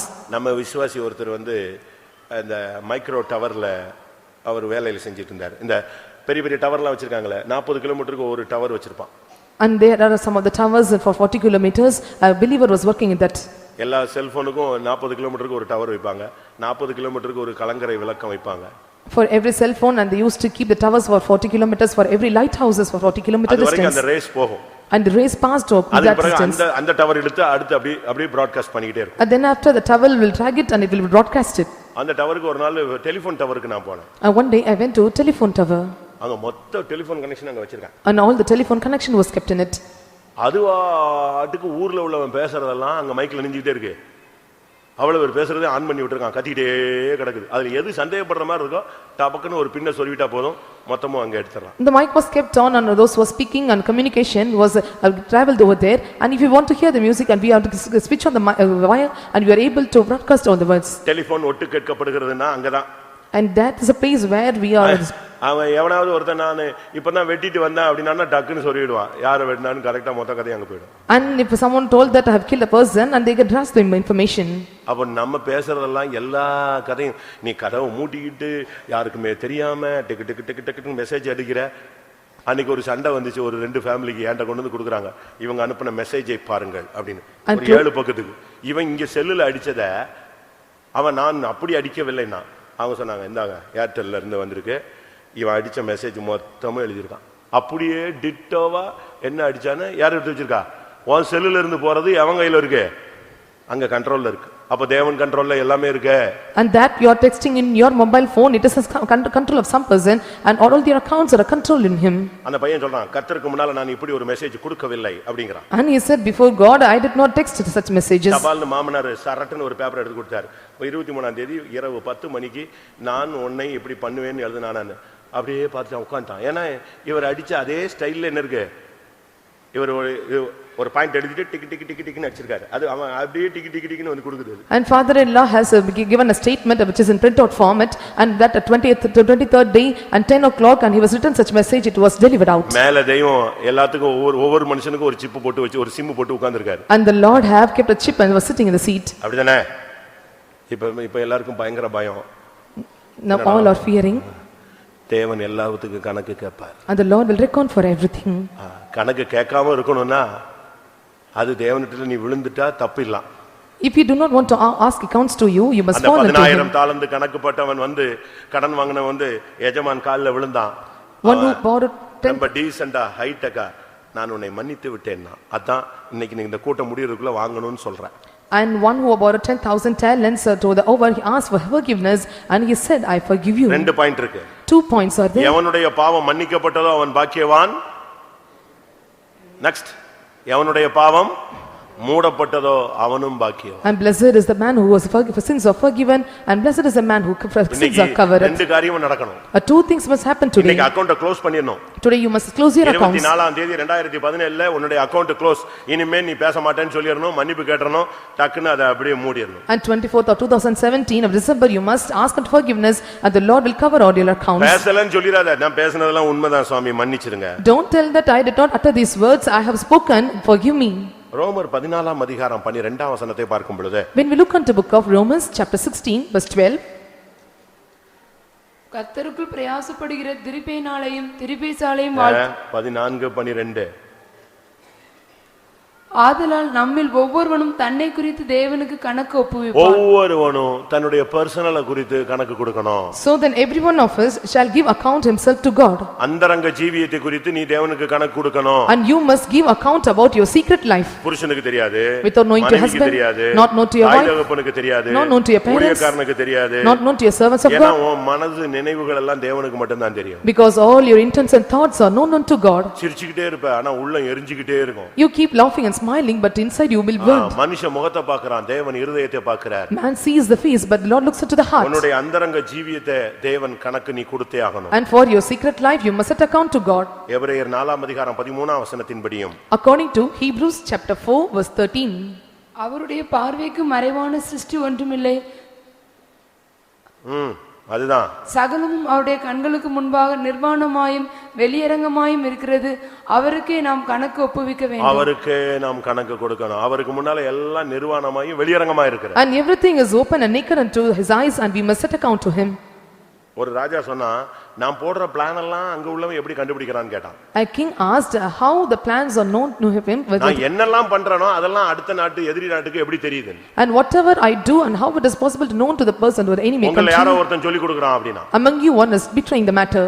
அப்ப அங்க இருக்கிற வேலைக்காரன் சொன்னா, and the servant who was there who asked இங்க இருந்து him, அவனும் சொல்ல வேண்டியது இல்ல, no one need to tell அங்க it ஒரு to him. தீர்க்கதரிசி இருக்கான், and there is a prophet there, நீ பள்ளி அறையில உன் மனைவியோட என்ன பேசினாலும் அவங்க சொல்லிட்டே இருப்பான். and what you are doing in the bed chamber and it will be told to your wife. தேவன் தேவனுக்கு மறைவானது ஒண்ணுமே கிடையாது. And there is nothing hidden to the Lord. அவருக்கு முன்பாக எல்லாம் வெளியரங்கமாக நிர்வாணமாய் இருக்கிறது. And everything before him are open and naked. ஒவ்வொருவனும் தேவனுக்கு கணக்கு கொடுக்கணும். And everyone must reckon to him. 1 பேதுரு 4 அதிகாரம் 5 வசனத்தை பார்க்கும் பொழுது, When we look into 1 Peter chapter 4 verse 5.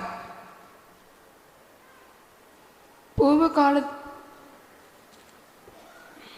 1 பேதுரு உயிரோடு இருக்கிறவர்களுக்கும் மரித்தோர்களுக்கும் நியாய தீர்ப்பு கொடுக்க ஆயத்தமாய் இருக்கிறவருக்கு அவர்கள் கணக்கு ஒப்புவிப்பார்கள். எல்லாரும் உயிரோடு இருக்கிறவன் செத்து போனவன் எல்லாரும் வந்து அங்க அவருக்கு கணக்கு கொடுக்கணும். And all were quick and dead, and everyone must reckon to him.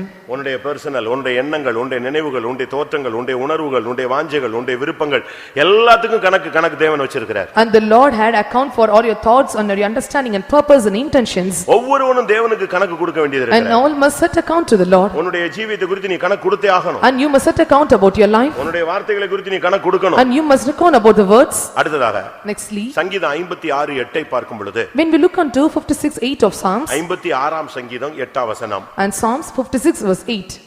என் அலைச்சல்களை தேவரீர் எண்ணி இருக்கிறீர், என் கண்ணீரை உம்முடைய துருத்தியில் வையும், அவைகள் உம்முடைய கணக்கில் அளவோ இருக்கிறது. உன் கண்ணீர் கூட நீ கணக்கு கொடுக்கணும். And even for your tears you must set account. உன் கண்ணீரை கூட தேவன் கணக்குல வச்சிட்டே தான் வரார். And even the Lord is collecting all your tears in his bottle. எத்தனை ஆத்துமாக்களுக்காக நீ அழுதாய்? And for how many souls you எத்தனை cried? தடவை நீ சபைக்காக அழுதாய்? And how many times you prayed for the உன் church? பிள்ளைகளுக்காக நீ அழுதாய்? How many times you cried உன் for your பரிசுத்த children? ஜீவியத்துக்காக அழுதாய்? How many times you cried for your holiness? எல்லாம் தேவன் கணக்குல வச்சிருக்கிறார். And everything is in his N account. கண்ணீர் எல்லாம் உம்முடைய கணக்கில் அல்லவோ இருக்கிறது. All my tears is in your account. நீ அழுத கண்ணீர் ஒண்ணும் வீணா போகாது. And all the cryings are not be go in vain. எல்லாம் தேவன் கணக்குல வச்சிட்டே வரார். And the Lord set account for all your tears. உனக்கு இரவும் பகலும் கண்ணீர் விட்டு ஜெபிக்கிற ஜெபாவி இருக்கா? Are you having the spirit of prayer to pray day and night? எரேமியா 9:1 எரேமியா கேட்கிறான், என் தலை தண்ணீரும் என் கண்கள் கண்ணீரின் ஊற்றுமானால் நலமாயிருக்கும், அப்பொழுது என் குமாரத்தி கொலையுண்ண கொடுத்த பிள்ளைகள் நிமித்தம் நான் இரவும் பகலும் அழுவேன்.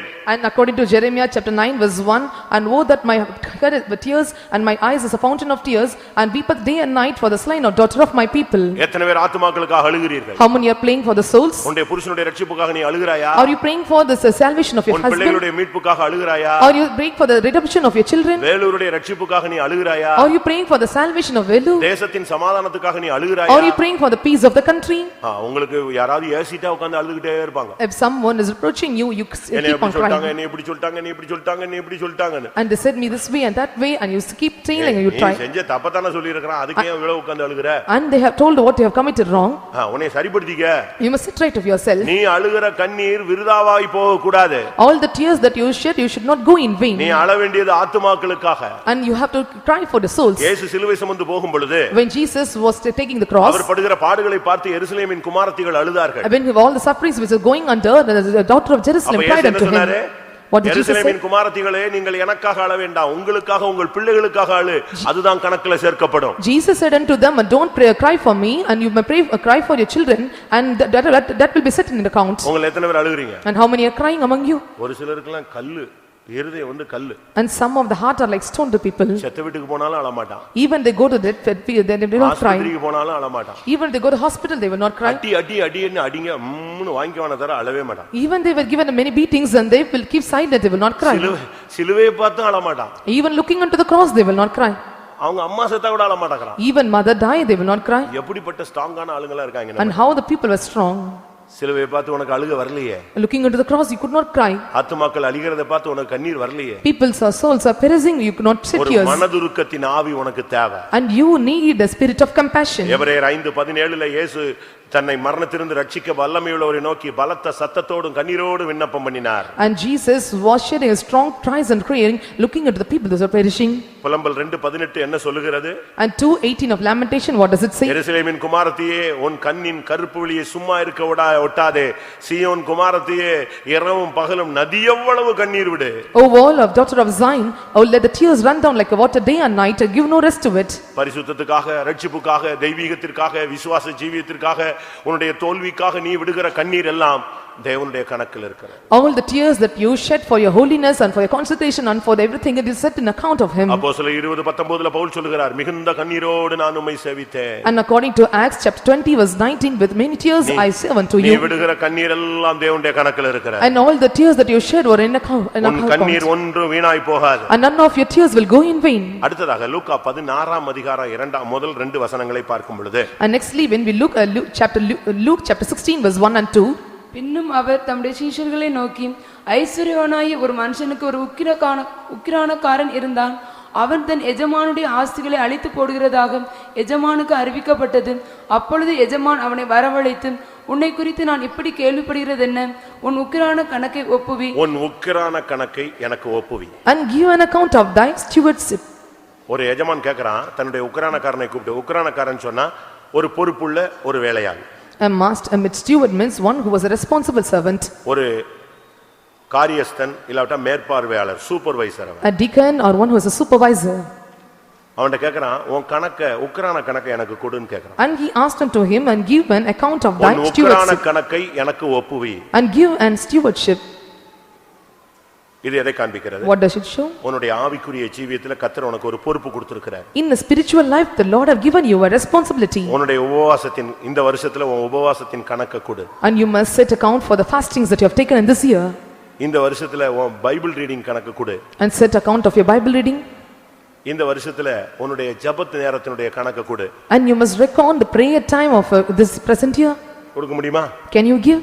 இந்த வருஷத்துல நீ கர்த்தருக்காக செய்த ஊழியத்தின் கணக்கு கொடு. And you must set account for the ministry that you have done in this எனக்கு year. சண்டே ஸ்கூல் ஊழியம் வேண்டாம்.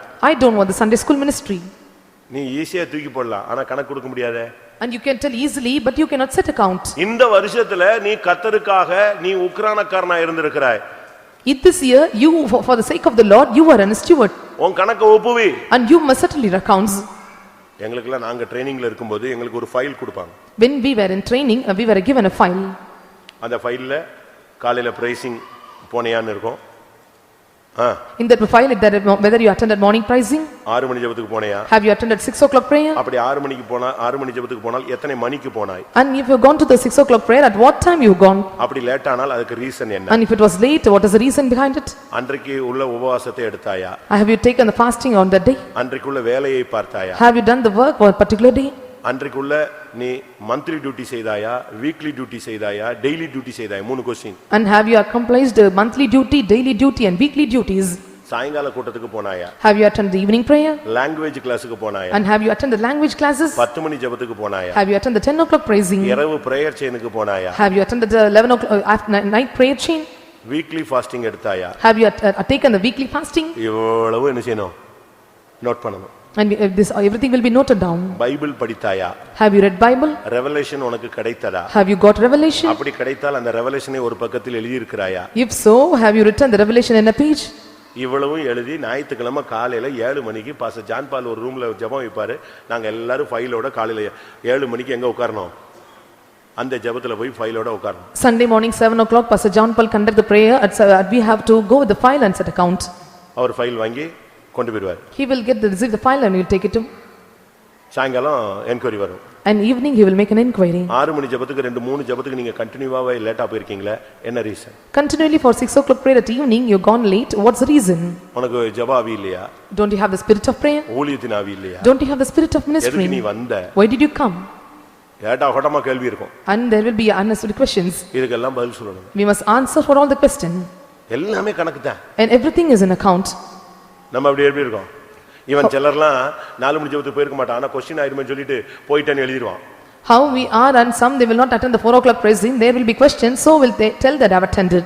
ஆனா இவன் சொல்றது இவன் உண்மையா ஊழியக்காரன் இருக்கானான்னு பாக்குறதுக்கு பாஸ்டர் சத்யநேசன் ஒருத்தர் இருந்தாரு, கடலூர் சென்ட்ரல் பாஸ்டர் இருந்தார் வாத்தியார், அவரு பின்னால தனி ஒட்ட அட்டெண்டன்ஸோட நச்சுன்னு கரெக்டா 3:55 உட்கார்ந்திருப்பாரு.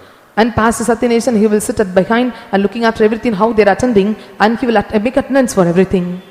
இந்த பிரைசிங்ல இவன் முழங்கால்ல நிக்கிறானா, ஒழுங்கா நின்னு ஜெபிக்கிறானா, தூங்கிடுறானா, குப்புற விழுந்துறானான்னு பாக்குறதுக்கு pastor Philip Santhapillai 3rd chief pastor பின்னால பெரம்போட நிப்பாருங்க 4 மணி ஜெபத்துல. Pastor Philip Chandapillai, and he will take the whip and stand behind whether we are kneeling down or we are attending the praising properly. இப்படி தான் உருவாக்கணும். And this is how we are formed. அவன் போய் சொன்னானா உடனே அவனுக்கு punishment. And if they lied, and they have punishment for him. எங்க செட்ல ஒரு சின்ன தப்பு நடந்துச்சு. In our batch and there was a small mistake committed. ஒருத்தர் வந்து ஒரு ஊழியக்காரன்ட்ட அவங்க ஊர்க்காரர் வந்தாரு அடையாருக்கு. அதனால போகும்போது ஒரு காணிக்கையா 10 ரூபாய் கொடுத்துட்டாரு. When a servant of God and he came as a visitor and he given an offering at 10 rupees. ஆக்சுவலா 10 பைசா கிடைச்சாலும் உடனே எங்க கொடுக்கணும்? அது பிரதிஷ்டை பண்ணணும். Even if they get a 10 paise and they must consecrate. என்ன நடந்துச்சு? And what happened? அவன் உடனே அந்த 10 ரூபாயை கொண்டு வந்து என்கிட்ட வந்தான். நான் marketing. And I was in marketing and he brought the 10 rupees to me. ஏதாவது வாங்கிட்டு வா நம்ம சைடுல சாப்பிடலாம் அப்படினா. And he told you get something and we will eat inside. நான் அப்படி யோசிச்சேன். திருப்பி சுதாரிச்சிட்டேன். இது எங்கயாவது நம்மள சிக்க வச்சிருவான் இவன். I thought in the mind that and I told him they make me to put an entangling somewhere. ரெண்டு பேர் marketing. We both are in marketing. அதனால நான் இல்ல சாரின்னு சொல்லிட்டு ஓட்டேன். I told sorry I departed. அடுத்தவன்ட்ட கொடுத்துட்டான். And he gave to the other person. அவன் ஏதோ வாங்கிட்டு வந்துட்டான். And he received something. இவங்க எல்லாம் சாப்பிட்டாங்க. They all ate. 10 ரூபாய்க்கு வாங்கி 5000 பேரா சாப்பிட முடியும்? அவர் 3 பேர் சாப்பிட்டான். மிச்சம் 40 பேர் இருக்கான். 37 பேர். எவனோ போய் சொல்லி கொடுத்துட்டான். And someone among them they have told this matter. இவனுங்க ஏதோ காசு எல்லாம் வச்சிருக்காங்க சைடுல வாங்கி சாப்பிடுறான் அப்படினு ஒரு reason. And they all have money and they were eating. First marketing எனக்கு தான் enquiry. And first marketing and they made an inquiry to me. என்ன நடந்துச்சு? What happened? அவன் 10 ரூபாய் கொண்டு வந்தா நான் வாங்கலாம்னு யோசிச்சேன். பட் திடீர்னு ஒரு யோசனை வந்துச்சு. நான் விட்டுட்டேன். ஸ்லிப் ஆயிட்டேன். கொடுத்துட்டு வேண்டாம்னு போயிட்டேன். And I got 10 rupees and I thought in my mind it is not needed and gave back the 10 rupees and departed the place. அடுத்த ஆள் வந்தான். And the other person came. அவனை கேட்டா நான் தெரியாம வாங்கிட்டேன். And he told unknowingly I have received it. நான் யோசிக்கல. I did not think about it. நான் போய் அவன் சொன்னத கடையில வாங்கி கொடுத்துட்டேன். இவங்க எல்லாம் சாப்பிட்டோம். எனக்கும் கிடைச்சதுன்னு சொல்லிட்டான். And he told that and I received and I got the shop and we ate it. இப்போ அவங்க எல்லாம் பாஸ்டரா இருக்காங்க. And they were all pastors now. இப்போ எல்லாரும் பாஸ்டர்ஸ். அப்பெல்லாம் நாங்க எல்லாம் என்ன 19 வயசு 20 வயசு உள்ள இறங்கி நிக்கிறோம். We were 19 or 20 years at that time we were landed. Okay. Marketing போய் வாங்கிட்டு வந்தவனுக்கு 3 நாள் உபவாசம். அடுத்து 10 ரூபாய் கொடுத்து விட்டவனுக்கு 3 நாள் உபவாசம். பட்ட ஜட்ஜ்மென்ட் வருது. And immediately they were putting forth this judgment and won't have gone for the marketing of 3 days of fasting and they received the 3 days of fasting. அவ்வளவுதான். 3 நாள் உபவாசம் போட்ற வேண்டியது அவர் வழியே கிடையாது. And 3 days of fasting there are no other way. மத்த ஊழியத்துல இப்படியே பண்றாங்க. Are they doing in other houses in this way? இப்படி அவனை உடைச்சு உருவாக்கி நீ செஞ்சது தப்பு. இது தேவையில்லை. உனக்கு ஒரு சுயாதீனம் கிடைக்கிறதுக்கு முன்னால நீ என்ன செய்ய கூடாது? இப்படி யூஸ் பண்ண கூடாது. And before they getting liberty and they should not use in this way they were broken and given punishment. உக்கிரான கணக்கை நீ ஒப்புவி. And you must set account of your stewardship. நீ எஜமானுடைய ஆஸ்தியை அழிக்கிறதாக நான் கேள்விப்படுகிறேன். And I hear that you are making waste of your goods. நீ ஒழுங்கா ஜெபம் பண்றது இல்லன்னு நான் கேள்விப்படுறேன். I hear that you are not making a praise well. நீ பைபிளை வாசிக்கிறது இல்லன்னு கேள்விப்படுறேன். And I hear that you are reading the Bible. நீ அஸ்திபாரத்தை உடைக்கிறதா நான் கேள்விப்படுறேன். I hear that you are breaking the foundation. நீ இனிமேல் உக்கிரானக்காரனா இருக்க கூடாது. And no more you should be called as a steward. அதே வசனத்துல அடுத்த வார்த்தை லூக்கா 16:2ல உக்கிரான கணக்கை ஒப்புவின்னு ஒரு வார்த்தை சொல்லிட்டு டக்குன்னு சொல்றாரு நீ இனிமே உக்கிரானக்காரனாய் இருக்க கூடாது. ஜட்ஜ்மென்ட் பாருங்க. And you can see the judgment and here you are not called a steward and the second verse and thou may give your stewardship. அடுத்ததா Nextly 2 ராஜாக்கள் 12ஆம் அதிகாரம் 15ஆம் வசனம். 2 Kings chapter 18 verse 15. வேலை செய்கிறவர்களுக்கு கொடுக்கும்படிக்கு பணத்தை வர பற்றிக்கொண்ட மனுஷர் கையிலே கணக்கு கேளாதிருந்தார்கள். 12:15 அங்கே கணக்கு கேட்கவில்லை. பணம் கொடுக்க வாங்கினவர்கள் கையில கணக்கு கேட்கவில்லை. And 12:15 and they were asked accounts those were delivered in his hands. ஏன் கணக்கு கேட்கல? Why they did not ask for accounts? அவங்க உண்மையா இருந்தபடியால் கணக்கு கேட்கல. They were faithful so they did not ask for accounts. அப்ப பண விஷயத்துல கணக்கு இருக்கு. And there are accounts in the money matters. இப்ப நான் கேக்குறேன். Now I ask. நீங்க வாங்கின பணத்தை இஷ்டத்துக்கு செலவழிக்கிறதுக்கு உங்களுக்கு உரிமை இருக்குன்னு நீங்க நினைக்கிறீங்க. ஆனா கர்த்தர் சொல்றாரு அதுக்கு நீ எனக்கு கணக்கு கொடுக்கணும். ஏன்னா நான் தான் உனக்கு கொடுத்தேன். And you think that you are not responsibility to the amount that are given, but you must set account to me because I have delivered that amount to you. நீங்க யோசிச்சு பாருங்க. You just think and see. உங்களால பணத்துக்கு கணக்கு கொடுக்க முடியுமா? Are you able to set account for the money matters? 2 தீமோத்தேயு 3:2 படி கடைசி காலத்துல ஜனங்கள் பணப்பிரியராய் மாறுவார்கள். And 2 Timothy chapter 2 verse 3 and it says that and at last days the people become a love of money. எல்லா தீமைக்கும் வேர். Love of money is the root of all evils. யூதாஸ் இந்த பணத்தினால அவன் காட்டி கொடுத்தான். And Judas betrayed because of the sake of the money. சீமேயி இந்த கேயாசி இந்த பணத்தினால தன்னுடைய ஊழியத்தை இழந்தான். And Gehazi lost his ministry because of the lust of money. அனனியா இந்த பணத்தினால அனனியா செப்பிரால் மரணத்தை சந்தித்தார். Ananias and Sapphira they met death because of the lust of money. நீங்க உங்கள எத்தனை பேர் இந்த பண விஷயத்துல உண்மை இல்லாம இருக்கீங்க? How many are not faithful in money matters? ஒரு சிஸ்டர் வந்து கேட்டாங்க. One sister asked to me. எங்க வீட்டுக்காரர் பாக்கெட்ல இருந்து பணம் எடுத்தால் அது Thiruda? And if I take நாங்கள் இருவரும் ஒரே மாம்சம் தானே. And we are on one flesh. திருடு பிரச்சனை வரும்போது மட்டும் ஒரே மாம்சம். When they are stealing and they say that we are in one flesh, if you are taking the amount from the pockets of my husband, is it wrong? Poonamallee பெய்த்தம்ல ஒரு ஆள் திருடிட்டான். In Pundamalli Faitham, one man has stolen. அப்ப பக்கத்துல இருந்த ஒரு ஆள் வந்து அவனை பிடிச்சு அடிச்சிட்டான். And the neighbor had caught him and beaten him. உடனே அந்த ஆள் சொல்றான், ஏங்க 7-70 தடவை மன்னிக்கணும்னு இருந்தாலும் ஏங்க அடிக்கிறான் அவரு. And suddenly he said that 7 or 70 times he must forgive, and why he is beating me? இவன் திருடிட்டான், திருடின உடனே சூடா ஒருத்தன் அடிச்சிட்டான். And he was- எப்படா நீ கோயில்ல திருடினன்னு அடிச்சிட்டான். And he has stolen and other person beat him. தபால்னு அதே ஆள் அடிபட்ட ஆள் வசனம் சொல்றான். என்ன சொல்றான்? என்னங்க இதுக்கு படார்னு அடிக்கிறாங்க, நீங்க எல்லாம் பாத்துக்கிட்டே இருக்கீங்க, 7-70 தடவை மன்னிக்கணும்னு சொல்லியிருக்கான். ஓஹோ, நீ திருடிட்டு இப்படி ஒரு வசனத்தோட தான் திருடுறா. And with this verse, திருட கூடாதுன்னு ஒரு வசனம் இருக்கு. அது பைபிள் நீ படிக்கலையா? and with this verse he start to steal 7 or 70 times you must forgive, and thou should not steal and commit. 7-70 தடவை மன்னிக்கணும்ங்கற வசனத்தை படிச்சவன் திருட கூடாதுங்கற வசனம் படிக்கல பாருங்க அவன். And one who read the verse 7 or 70 times must forgive, and he did not read the word that thou shall not steal. நீங்க எப்படி? How you are? பணத்துக்கு கடன் கொடுக்க முடியுமா இந்த வருஷத்துல? Are you able to set account for the money? புருஷனுக்கு தெரியாம எவ்வளவு பணம் காலி பண்ணிருக்கீங்க? And how many amount that you have made without knowing மனைவிக்கு husband? தெரியாம எவ்வளவு பணத்தை எங்கெல்லாம் கொடுத்திருக்கீங்க? And without asking why, how many amount you have spent it? பெற்றோருக்கு தெரியாம எவ்வளவு பணத்தை நீங்க வீணாக்கி இருக்கீங்க? And how many amount of money you have made in vain without knowing your parents? பணத்தை எவ்வளவு பணம் வேஸ்ட் பண்ணிருப்பீங்க நீங்க யோசிச்சு பாருங்க. You just think and see how many நீங்க money you have நினைக்கிறீங்க wasted. இதெல்லாம் நம்ம சம்பாதிக்கிறோம், நான் சம்பாதிச்சது ஏன் காசு? உனக்கு சுகத்தையும் பலத்தையும் ஆரோக்கியத்தையும் கொடுத்து வேலையும் வசதியும் ஆசீர்வாதத்தையும் கொடுத்தது யாரு? And who have given you health, prosperity and healing to you? கணக்கு கேட்பாரு. And he will answer accounts. உங்க அப்பா கணக்கு கேட்டா நீ கடிச்சிடுவ. ஆண்டவர் கணக்கு கேட்பாரு. And the Lord will ask accounts to you. புருஷன் கணக்கு கேட்டா நீ கொடுக்க மாட்ட. And if the husband is reckoning you, you will not repay.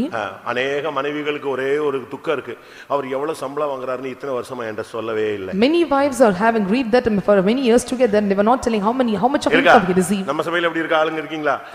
எங்க வீட்டுக்காரர் கணக்கே சொல்லல, இதுவரைக்கும் எவ்வளவு சம்பளம்னே சொல்லல, சொல்லிட்டு அவரை தூங்க விட மாட்டீங்களா, அதனால தான் சொல்லாம இருக்காங்க. Until now he was not telling. If you are telling, you will not allow him to sleep. போட்டு அவரை ஒரு வழி பண்ணி 40,000 வாங்குனீங்க, 8 வருஷமா 40,000 வாங்கிட்டு இருக்கீங்க, என்கிட்ட 8,000 தானே காட்டினீங்க, அப்படின்னா இவ்வளவு காசு உங்க அம்மாட்ட கொடுத்துட்டீங்களா இல்ல வேற எவ்வளவு கொடுத்து டபா அப்படியே போயிடும், ஏறி கொண்டு போயிடுவாங்க. And they will make them to grow anything, and they will. ஆனால் நீ மனைவிக்கு கொடுக்க வேண்டாம் கணக்கு, தேவனுக்கு கொடுக்கணும். But you don't want to reckon your wife, you must reckon to God. தேவன் கணக்கு கேட்பாரு. And he will ask for accounts. தேவன் சும்மாலாம் இருக்கிறது கிடையாது. And he remains silent not. ஒவ்வொரு பணமும் நீ எங்கெங்க செலவழிக்கிற, யார்கிட்ட கொடுக்கிற, உன் பணம் புறத்தியார் வீட்டுக்கு போதா உன் வீட்டுக்கு போகுதா, அதை நீ சரியான விதத்துல செலவழிக்கிறியா வீணா செலவழிக்கிறியா? இப்ப பாருங்க, நம்ம விசுவாசிகள் பிள்ளைகளுக்கு டாய்ஸ் வாங்கி கொடுக்குறாங்க, ஒரு டாய்ஸ் 12,000 ரூபாய். How you are spending your amount lavishly, or are you giving to the stranger, and Lord will sell for everything, and they are giving the children 12,000 rupees of toys. நான் சொல்றது correct தானே? ஒரு toys, ஒரு remote car 12,000 ரூபாய்க்கு வாங்கி கொடுக்குறான், அவன் ஒரு 15 நிமிஷத்துல பீஸா கலத்தி கீழே வச்சுட்டான். அதை பார்த்து இவன் சந்தோஷப்படுறான், என் பிள்ளை மெக்கானிக் ஆயிடுவான் வருங்காலத்துல. One toy cost 12,000 rupees, and they were breaking into pieces within a minute, and they think that he will become a mechanic in the later days. இந்த 12,000 ரூபாய் இருந்தா ஒரு ஃபைத்தம்ல ஒரு ஊழியக்காரங்க 4 பேர் ஒரு மாசம் முழுசும் சாப்பிடுவாங்க, ஏழைகள் 4 குடும்பம் சாப்பிடும். உன் தாய் சாப்பாடு இல்லாம இன்னொரு கிராமத்துல இருக்காள, அவளுக்கு 3 மாசம் சாப்பிடலாம்.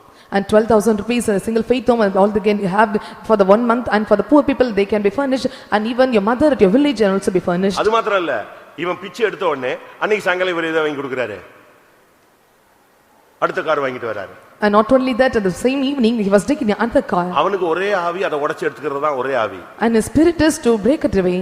பிரியமானவர்களே, நம்முடைய பணம் எவ்வளவோ வீணாகுது. And we are lavishly spending our amount going in vain. ஆனா ஊழியத்துக்கோ ஏழைகளுக்கோ உங்க சொந்த தாய் தகப்பனுக்கோ நீ பெற்ற பிள்ளைகளுக்கோ மனைவிகளுக்கோ நீ கொடுக்கிறது இல்ல. But you are not giving to the ministry, for the poor people, for your children, for your husband and wife. உன்னுடைய வீடு தேவனுடைய ஆசீர்வாதத்தால் நிரம்பி இருக்கணும். And your house will be filled with the blessings of the Lord. பணத்துக்கு தேவன் கணக்கு கேட்பார். And the Lord will reckon for the amount of money. நீ உண்மையா இருந்தா உன்கிட்ட கணக்கு கேட்க மாட்டார். If you are faithful, he will not ask for accounts. ஒவ்வொரு காசுக்கு நீ கணக்கு தேவனுக்கு முன்னால் நீ கொடுக்கணும். And you must set account for every money that is given to you. உன்னுடைய காசு அது ஊழியத்துக்கோ இல்லாட்ட ஏழைகளுக்கோ யாரோ தேவனுடைய காரியங்களுக்கு நீ உபயோகப்படுத்து, இல்லனா வை உன் பிள்ளைகளுடைய ஃபியூச்சர் படிப்புக்கு கல்யாணத்துக்கு நல்லதுக்கு நீ சேர்த்து வை, தப்பு கிடையாது. You must make use of amount for your poor people or for your children and for the education of your children, and there is no wrong in it. ஒரு சிலர் அப்படி இல்ல. But some are not like that. இங்க மனைவி பிள்ளைகளுக்கு சாப்பாடு இருக்காது, ஆனா எங்க அக்கா சாப்பிடணும், எங்க அக்கா பிள்ளை படிக்கணும், எங்க அம்மா கஷ்டப்படுறாங்க. இங்க நீ ஒரு கல்யாணம் கட்டி 2 பிள்ளை பெற்றிருக்கிய, அதுக்கு என்ன பண்ணேன்னா அதுக்கு சொல்ல மாட்டான். And they will tell that, and they have given the children for their own day, they will not set account for them, but they will give for the sisters. ஆதியாகமத்துல நீங்க பாத்தீங்கன்னா When we look into Genesis, 30ஆம் அதிகாரம் 30ஆம் வசனத்துல யாக்கோபு ஒரு கேள்வி கேட்கிறான். chapter 30 verse 30, and Jacob asked a question. நான் வரும் முன்னே உமக்கு இருந்தது கொஞ்சம், நான் வந்த பின் கர்த்தர் உம்மை ஆசீர்வதித்ததினால் அது மிகவும் பெருகி இருக்கிறது. இனி நான் என் குடும்பத்துக்கு சம்பாத்தியம் பண்ணுவது எப்பொழுது என்றார். இனி நான் என் குடும்பத்துக்கு சம்பாத்தியம் பண்ணுவது எப்போது? Tamil. And when shall I provide for mine house also? அவன் சொல்றான், இனி இத்தனை வருஷம் நான் மாமனார் வீடு மாமியார் வீடு ராகேல் ராகேல் ராகேல் இந்த பொம்பளை பின்னாலேயே சுத்தியே நான் பணத்தெல்லாம் வீட்லயே கொடுத்துட்டேன் மாமனார் வீட்லயே. இனி என் குடும்பத்துக்கு நான் எப்ப சம்பாத்தியம் பண்றதுன்னு கொஸ்டின் பண்றான். I gone after father-in-law for Rachel and have made all his for them, and when can I provide for my own house? உன்னுடைய பணத்துக்கு நீ கணக்கு கொடுக்க வேண்டும். And you must set a record for your money. அநேகருக்கு தான் பணம் தான் சம்பாதிக்கிறோம். இது இந்த பாயிண்ட் நான் திருப்பி உங்களுக்கு சொல்றேன். And once again I repeat the point, and they say that it's my money and I am earning. இந்த அறிவு இளைய குமாரனுக்கு இருந்தது. And this knowledge sisters found in the prodigal son. லூக்கா எழுதின சுவிசேஷத்துல நான் பார்க்கும் பொழுது, When we look into gospel to Saint Luke 15ஆம் அதிகாரத்துல chapter 15, அந்த இளைய குமாரன் தன் ஆஸ்தி எல்லாம் வாங்கி கொண்டு புறப்பட்டு போனான். the prodigal son got all the possessions and departed the place. அவன் தன் ஆஸ்தியை கொடுக்கணும்னா அவங்க அப்பா தான் சம்பாதிச்சாரு. ஆனா அந்த வீட்ல பிறந்ததுனால இவர் என்ன சொன்னாரு, என் ஷேரை கொடு அப்படினா. And he was born in that house, and he asked him, give my share. நான் உங்களுக்கு சொல்றேன் இல்லையா, உங்க பணம் இல்ல கர்த்தருடைய பணம். அதுக்கு இப்ப ஆதாரம் சொல்றேன். You tell that it was my amount, and I will tell you an example for it. அவன் தன் ஆஸ்தியில் தகப்பனே எனக்கு வரும் பங்கை எனக்கு தர வேண்டும். And in all my possessions you must give my share to me. 13ஆம் வசனத்துல தன் ஆஸ்தியை எடுத்துக்கொண்டு அவன் தூரதேசத்துக்கு போனான். And he had taken his portion and went into a far country. அங்கே துன்மார்க்கமாய் ஜீவனம் பண்ணி தன் ஆஸ்தியை அழித்தான். And there he made his wickedness, and he lost all his portion. இப்போ அவன் சொல்றான், நான் பரலோகத்துக்கு விரோதமாக நான் பாவம் செய்தேன். And now he was confessing, I sinned against the அழிச்சது heaven. யாரு ஆஸ்தி? And what he destroyed? அழிச்சது யாரு ஆஸ்தி? தன் ஆஸ்தி. And what possession he have destroyed is his own தனக்கு வந்த possession. ஷேரை தான் அழிச்சிருக்கான். And he have lost his own share given ஆனா to him. இப்போ அறிக்கையிடும் பொழுது என்ன சொல்றான், தகப்பனே நான் உமக்கு விரோதமாகவும் பரத்துக்கு விரோதமாகவும் பாவம் செய்தேன். And he was telling now, Father, I have sinned against heaven and in thy sight. அப்ப உன் சொத்தை நீ இஷ்டத்துக்கு விற்று அழிச்சு நாசம் பண்ணி நீ இஷ்டத்துக்கு போனினாலும் பரலோகம் சொல்லுகிறது அது தேவனுக்கு விரோதமான குற்றம். Even if you destroy your own possessions and own wealth given to you, and the heaven says, and you are a treasure or you are a prodigal son. ஆஸ்தியும் பிதாக்கள் வைக்கும் சுதந்திரம். And houses and wealth or the inheritance of father. நீ அந்த சுதந்திரத்தை நீ இஷ்டத்துக்கு அழிக்கிறதுக்கு உனக்கு உரிமை கிடையாது. You do not have any responsibility or any rights to destroy those இந்த possessions. சுதந்திரத்தை நீ வீணாக்கினா நித்திய சுதந்திரமும் உனக்கு வீணாய் போய்விடும். If you destroy these possessions, the eternal possessions will be go in vain. அது அழிக்க அல்ல, ஊழியத்துக்கென்று தேவன் உனக்கு கொடுத்தது. It is not to destroy, but is given to help the ministry. அவருடைய நாம மகிமைக்கென்று கொடுத்தது. For the glory of his name it is given to you. கடைசியாக Lastly, மன்னிக்கிற காரியத்தில் கணக்கு கேட்கிறார். and the Lord asked reckon for the forgiving matters. நான் ஒரு 8 பாயிண்ட் சொல்லிருப்பேன்னு நான் விசுவாசிக்கிறேன். I hope that I have told you 8 points. 9வது பாயிண்ட் மன்னிப்பில் கணக்கு. 9th point is you have to ask or reckon for them இப்ப மத்தேயு forgiving. 18ஆம் அதிகாரத்துல நாம் முதலாவது வாசித்தபடி As we read in Matthew chapter 18 verse 1, 10000 தாலந்து வாங்கினவனுக்கு அந்த கடன் மன்னிக்கப்பட்டது. and one who go out for the 10,000 talents and his sins were இவன் போய் அவன்கிட்ட forgiven. கேட்டான், நான் கொஞ்சம் டைம் கொடுங்க, கொஞ்சம் கஷ்டப்பட்டனாலும் சம்பாதிச்சு நான் கொடுத்துருவேன் அப்படினா. He asked for a time, within a while I will earn the money, I will give it back to you. இவனுடைய பணிவான வார்த்தைகளை கேட்டு அந்த எஜமான் சொன்னா, சரி இவன் இனிமே இந்த 10000 தாலந்தை இனிமே சம்பாதிச்சு என்னைக்கு வந்து கட்டுறது, போ நான் உன்னை மன்னிச்சிடுறேன். Hearing his kind words, and the master tell, I will forgive you. அவனை மன்னித்து விட்டான். And he forgave him. அப்படிதான் பைபிள் சொல்லுகிறது. And that's what the Bible says. 27ஆம் வசனம். 27th verse. அந்த ஊழியக்காரனுடைய ஆண்டவன் மனதிறங்கி அவனை விடுதலை பண்ணி கடனையும் அவனுக்கு மன்னித்து விட்டான். எப்படி 10000 தாலந்தை அவனுக்கு மன்னிச்சு அனுப்பியாச்சு.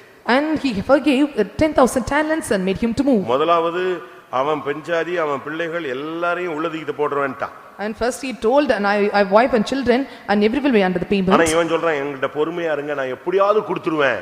And he told, be in patience, have patience with me, I will pay all உடனே these. அவனுக்கு மன்னிப்பு கொடுக்கப்பட்டது. Immediately forgiveness was given to him. வாங்கிட்டு வீட்டுக்கு போயிட்டு இருக்கான். He received the forgiveness and reached வீட்டுக்கு home. போற வழியில On the way to home, அங்க இவன்ட்ட கடன் வாங்குன ஒரு ஆள் இருந்தான். and there is a man who received the debts, and to him he came. அவன் 100 வெள்ளி பணம் வாங்கியிருந்தான். And he got 100 silver coins. இப்ப இவனும் அவனும் சந்திக்கிறாங்க. Now both are meeting each other. சந்திச்ச உடனே என்ன பண்ணா? What they did?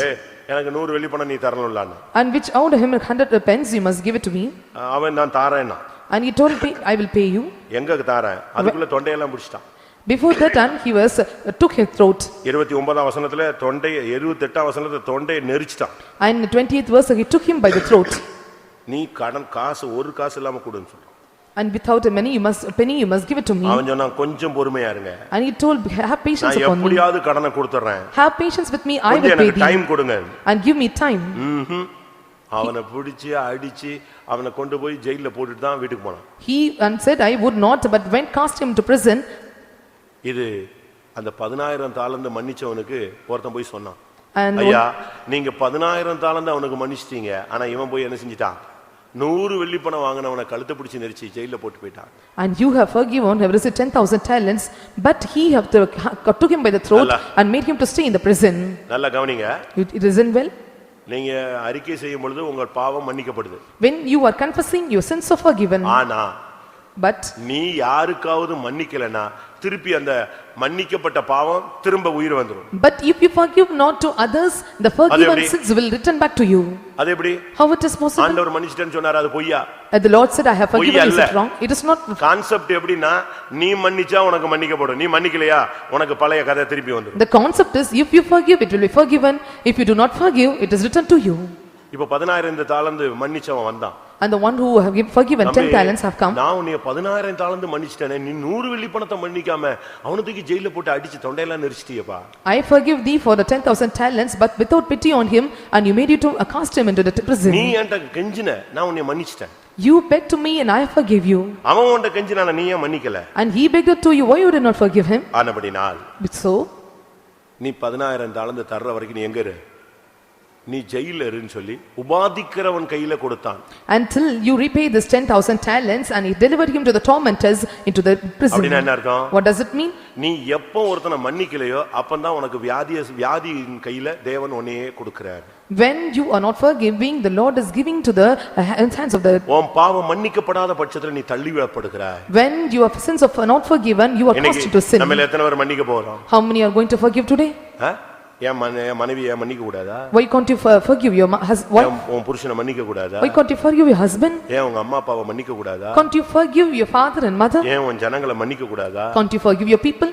உன்னை ஏசனவனை மன்னிக்க கூடாதா? Can't you forgive one who despised and rejected you? நம்மள अनेகருக்கு மன்னிப்பு கேட்கவும் முடியாது, மன்னிக்கவும் முடியாது. And many could not ask for forgiveness, and we could not forgive them. எல்லாரும் கண்களை மூடுவோம். Let us all close our eyes. பரலோக ராஜ்யம் தன் ஊழியர்களிடத்திலே கணக்கு கேட்கிற ஒரு ராஜாவுக்கு ஒப்பாய் இருக்கிறது. And the kingdom of his heaven is one to the likened to a certain king which would take account of his servants. மன்னிப்பு கேட்டால் மன்னிப்பது மனுஷிகம்.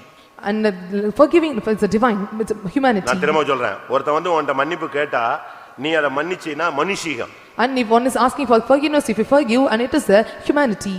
ஒருத்தன் வந்து உன்கிட்ட மன்னிப்பே கேட்காம நீ அதை மன்னிச்சீனா அது தெய்வீகம். If one is not asking for the forgiveness, but still if you forgive, it is a divinity. Tamil புரிஞ்சுதா? Can you understand it? ஒருத்தன் வந்து அவன் வந்து மன்னிப்பு கேட்கட்டும், அது பிறகு பார்க்கலாம். He will come and ask for forgiveness, then we can look after him. அவன் மன்னிப்பு கேட்கும்போது 2 வார்த்தை கேட்டாதான் அவனுக்கு புரியும். If you come to ask அது forgiveness, மன்னிப்பு அல்ல. that is not the true forgiveness. ஒருவேளை உன்கிட்ட வந்து மன்னிப்பு கேட்ட உடனே நீ மன்னிக்கலாம், அது மனுஷீகம்.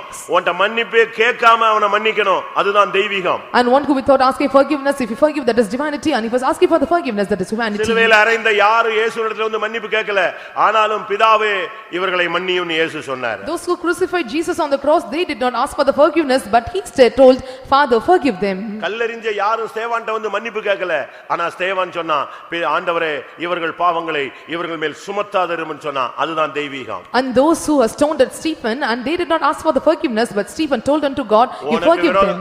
உனக்கு விரோதமாய் செஞ்ச யாரும் வந்து மன்னிப்பு கேட்க மாட்டாங்க, ஆனா இன்னைக்கு நீ தேவனுடைய சமூகத்துல கணக்கு கொடு, மன்னித்து விடு. Those who done evil against you, they will not come to you and ask for the forgiveness, but you submit them in the presence of the Lord and forgive them. மன்னித்தது போல மன்னிப்பாயாக. As Father forgiven, you must forgive them. கிறிஸ்து மன்னித்தது போல மன்னிப்பாயாக. As Christ have forgiven, you must forgive them. எனக்கு இந்த காலையில இந்த 2 வசனமும் ரொம்ப டச்சிங்கா இருந்துச்சு. In this morning time, these 2 verses are so touching for me. நம்ம மன்னிப்புலாம் சரி சரி போ இனிமே பண்ணாத என்ன கவனமா இரு அப்படிமா, எப்படி மன்னிக்கிறாரு ஆனாலும் வார்னிங் கொடுத்து அனுப்புவான். Our forgiveness is that, and we must warn them, and we will forgive. Daddy sorry, இனி பண்ண பாரு அப்படிமா, அதான் நம்ம டாடிகள்லாம். And when we tell a father forgive me, and we tell you should not do ஆனா forgive. எபேசியர் 4 என்ன சொல்லுகிறது? 4:32 பிதா உங்களுக்கு மன்னித்தது போல, தேவன் உங்களுக்கு மன்னித்தது போல மன்னியுங்கள். And Ephesians chapter 4 verse 32, what does it say? As Father forgiven you, you must forgive them. கொலோசியர் 3:13 என்ன சொல்லுது? What Colossians chapter 3 verse 13 say? கிறிஸ்து உங்களுக்கு மன்னித்தது போல மன்னியுங்கள். As Christ forgiven you, you must forgive எல்லாரும் them. கண்களை மூடி முழங்கால் Let படிங்க. us all close our eyes and stay இந்த on knees. வருஷத்தின் கணக்குல கடைசில உன் கணக்கை கிளியர் பண்ணு. In the end of the year, you must clear your accounts. ஆமென். தேவன் உன்னிடத்துல கணக்கு பார்க்க விரும்புகிறார். And the Lord want to reckon unto you. என்ன கணக்கு? What was the account? தேவன் உனக்கு கொடுத்த கிருபைகளுக்கு கணக்கு. In all the graces, He want to reckon you. நீ இந்த உலகத்துல வாங்கின கடனுக்கு கணக்கு. For all the debts that you received in the world, you must உன் வாயிலிருந்து account. புறப்பட்ட வார்த்தைகளுக்கு கணக்கு. The words that proceeded out of your mouth.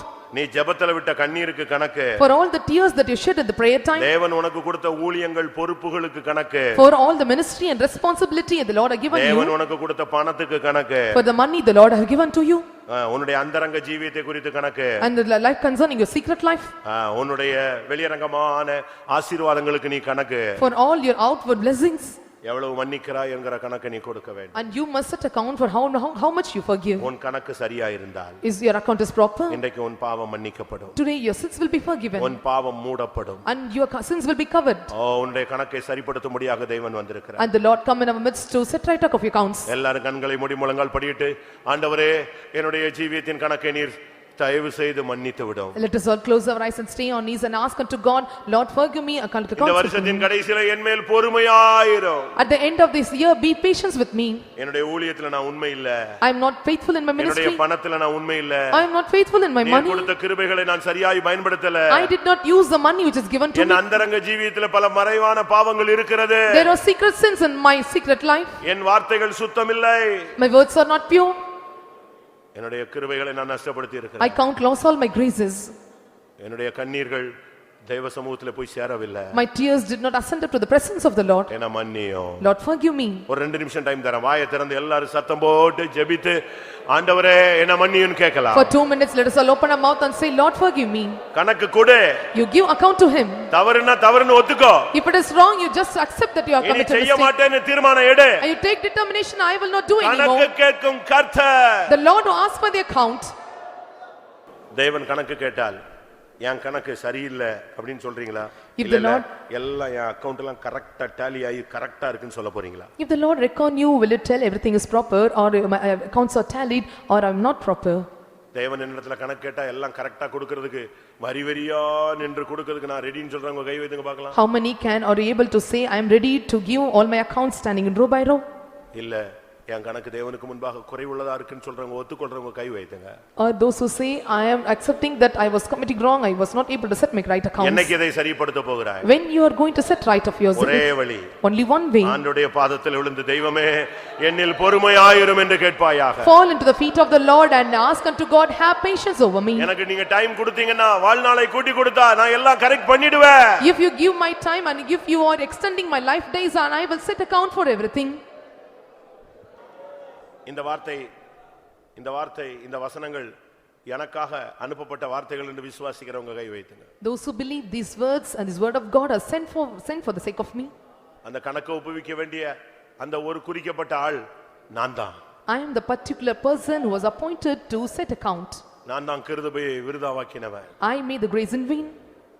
நான் தான் என் நேரத்தை வீணாக்கினவன். And I have spent my time in vain. நான் தான் தேவ சமூகத்தை அலட்சியம் பண்ணினவன். And I was the one despised the presence of the Lord. நான் தான் வேதத்தை அலட்சியம் பண்ணினவன். I am the one who despised the word of God. நான் தான் ஆஸ்தியை அழித்து போட்டவன். I am the one who destroyed the possessions. நான் தான் தாறுமாறாய் பேசி பாவத்தை கூட்டிக் கொண்டவன். I am the one who was spoken perversely and added the sins. ஒரு வார்த்தை சொல்லு. Speak a word. அவன் அந்த 10000 தாலந்து கடன்பட்டவன் 2 வார்த்தை சொன்னான். And one who had owed for 10,000 talents, என்னில் பொறுமையாயிரும். have patience with me. நான் கொடுத்து தீர்க்கிறேன். I will pay the amount. இப்ப அந்த 2 வார்த்தை தான் இப்ப இந்த பிரசங்கத்தை இந்த கூட்டத்தில இருந்து வரணும். And these two words must proceed out of ஆண்டவரே this என் meeting. மேல் பொறுமையாயிரும். Lord, have patience with me. நான் இந்த கணக்கெல்லாம் சரிப்படுத்தி விடுகிறேன். I will set right all these எனக்கு accounts. நாட்களை கூட்டி கொடுக்க நான் என்னுடைய ஜீவியத்தை சரிப்படுத்திக் கொள்வேன். When you extend my life days, and I will set right of my life. அன்னைக்கு அந்த 10000 தாலந்து கடன் வாங்கினவனுக்கு அந்த எஜமான் மன்னித்தான். On that day, one who received 10,000 talents, master forgiven இப்ப him. நீ முழங்கால் போட்டு கைகளை உயர்த்தி, ஆண்டவரே என் மேல் பொறுமையாயிரும், எனக்கு நாட்களை கூட்டி கொடுத்தால் என் ஜீவியத்தை ஊழியத்தை சரிப்படுத்தி விடுவேன் என்று சொன்னாயே, அதை மன்னித்தால் இன்னைக்கு உனக்கு ஒரு பலன் கிடைக்கும். And today if you are asking unto the Lord, have patience with me, and if you extend my life days, and I will preserve my life and ministry, and the Lord will grace you. எத்தனை பேருக்கு அந்த இரக்கம் கிடைக்கணும்? And how many want this mercy? அந்த இரக்கம் ஒரு அபிஷேகமாய் இறங்கட்டும். That mercy let come as like an anointing. தேவனுடைய இரக்கம் ஒரு ஆவியாய் இறங்கட்டும். Let the mercy come forth like a spirit in me. Devala என்மேல் பொறுமையாயிரு. Lord, நான் சரிப்படுத்தி விடுகிறேன். I will make me proper. என்மேல் பொறுமையாயிரு. Have patience with me. ஆண்டவரே, எனக்கு நாட்களை கொடுத்தால் இனி வரும் காலங்களில் நான் உண்மையாய் நடப்பேன் சொல்றவங்க எத்தனை பேர்? How many can say, Lord, if you give me the life days and the further all the days, I will be faithful to you. ஆமென். உன் ஜெபத்தை பொறுத்து தான் உன் வாழ்நாள் கூட்டி கொடுக்கப்படுகிறது. According to your prayer life, your life days are extended. இனி வரும் காலங்களில் வழிதனில் நடந்திடுவேன், உண்மையாக உத்தமமாக உம்மடி சுவட்டில் வாழ்ந்திடுவேன். எத்தனை பேருக்கு அப்படி சொல்ல முடியும்? இனி வரும் காலங்களில் வழிதனில் நடந்திடுவேன்,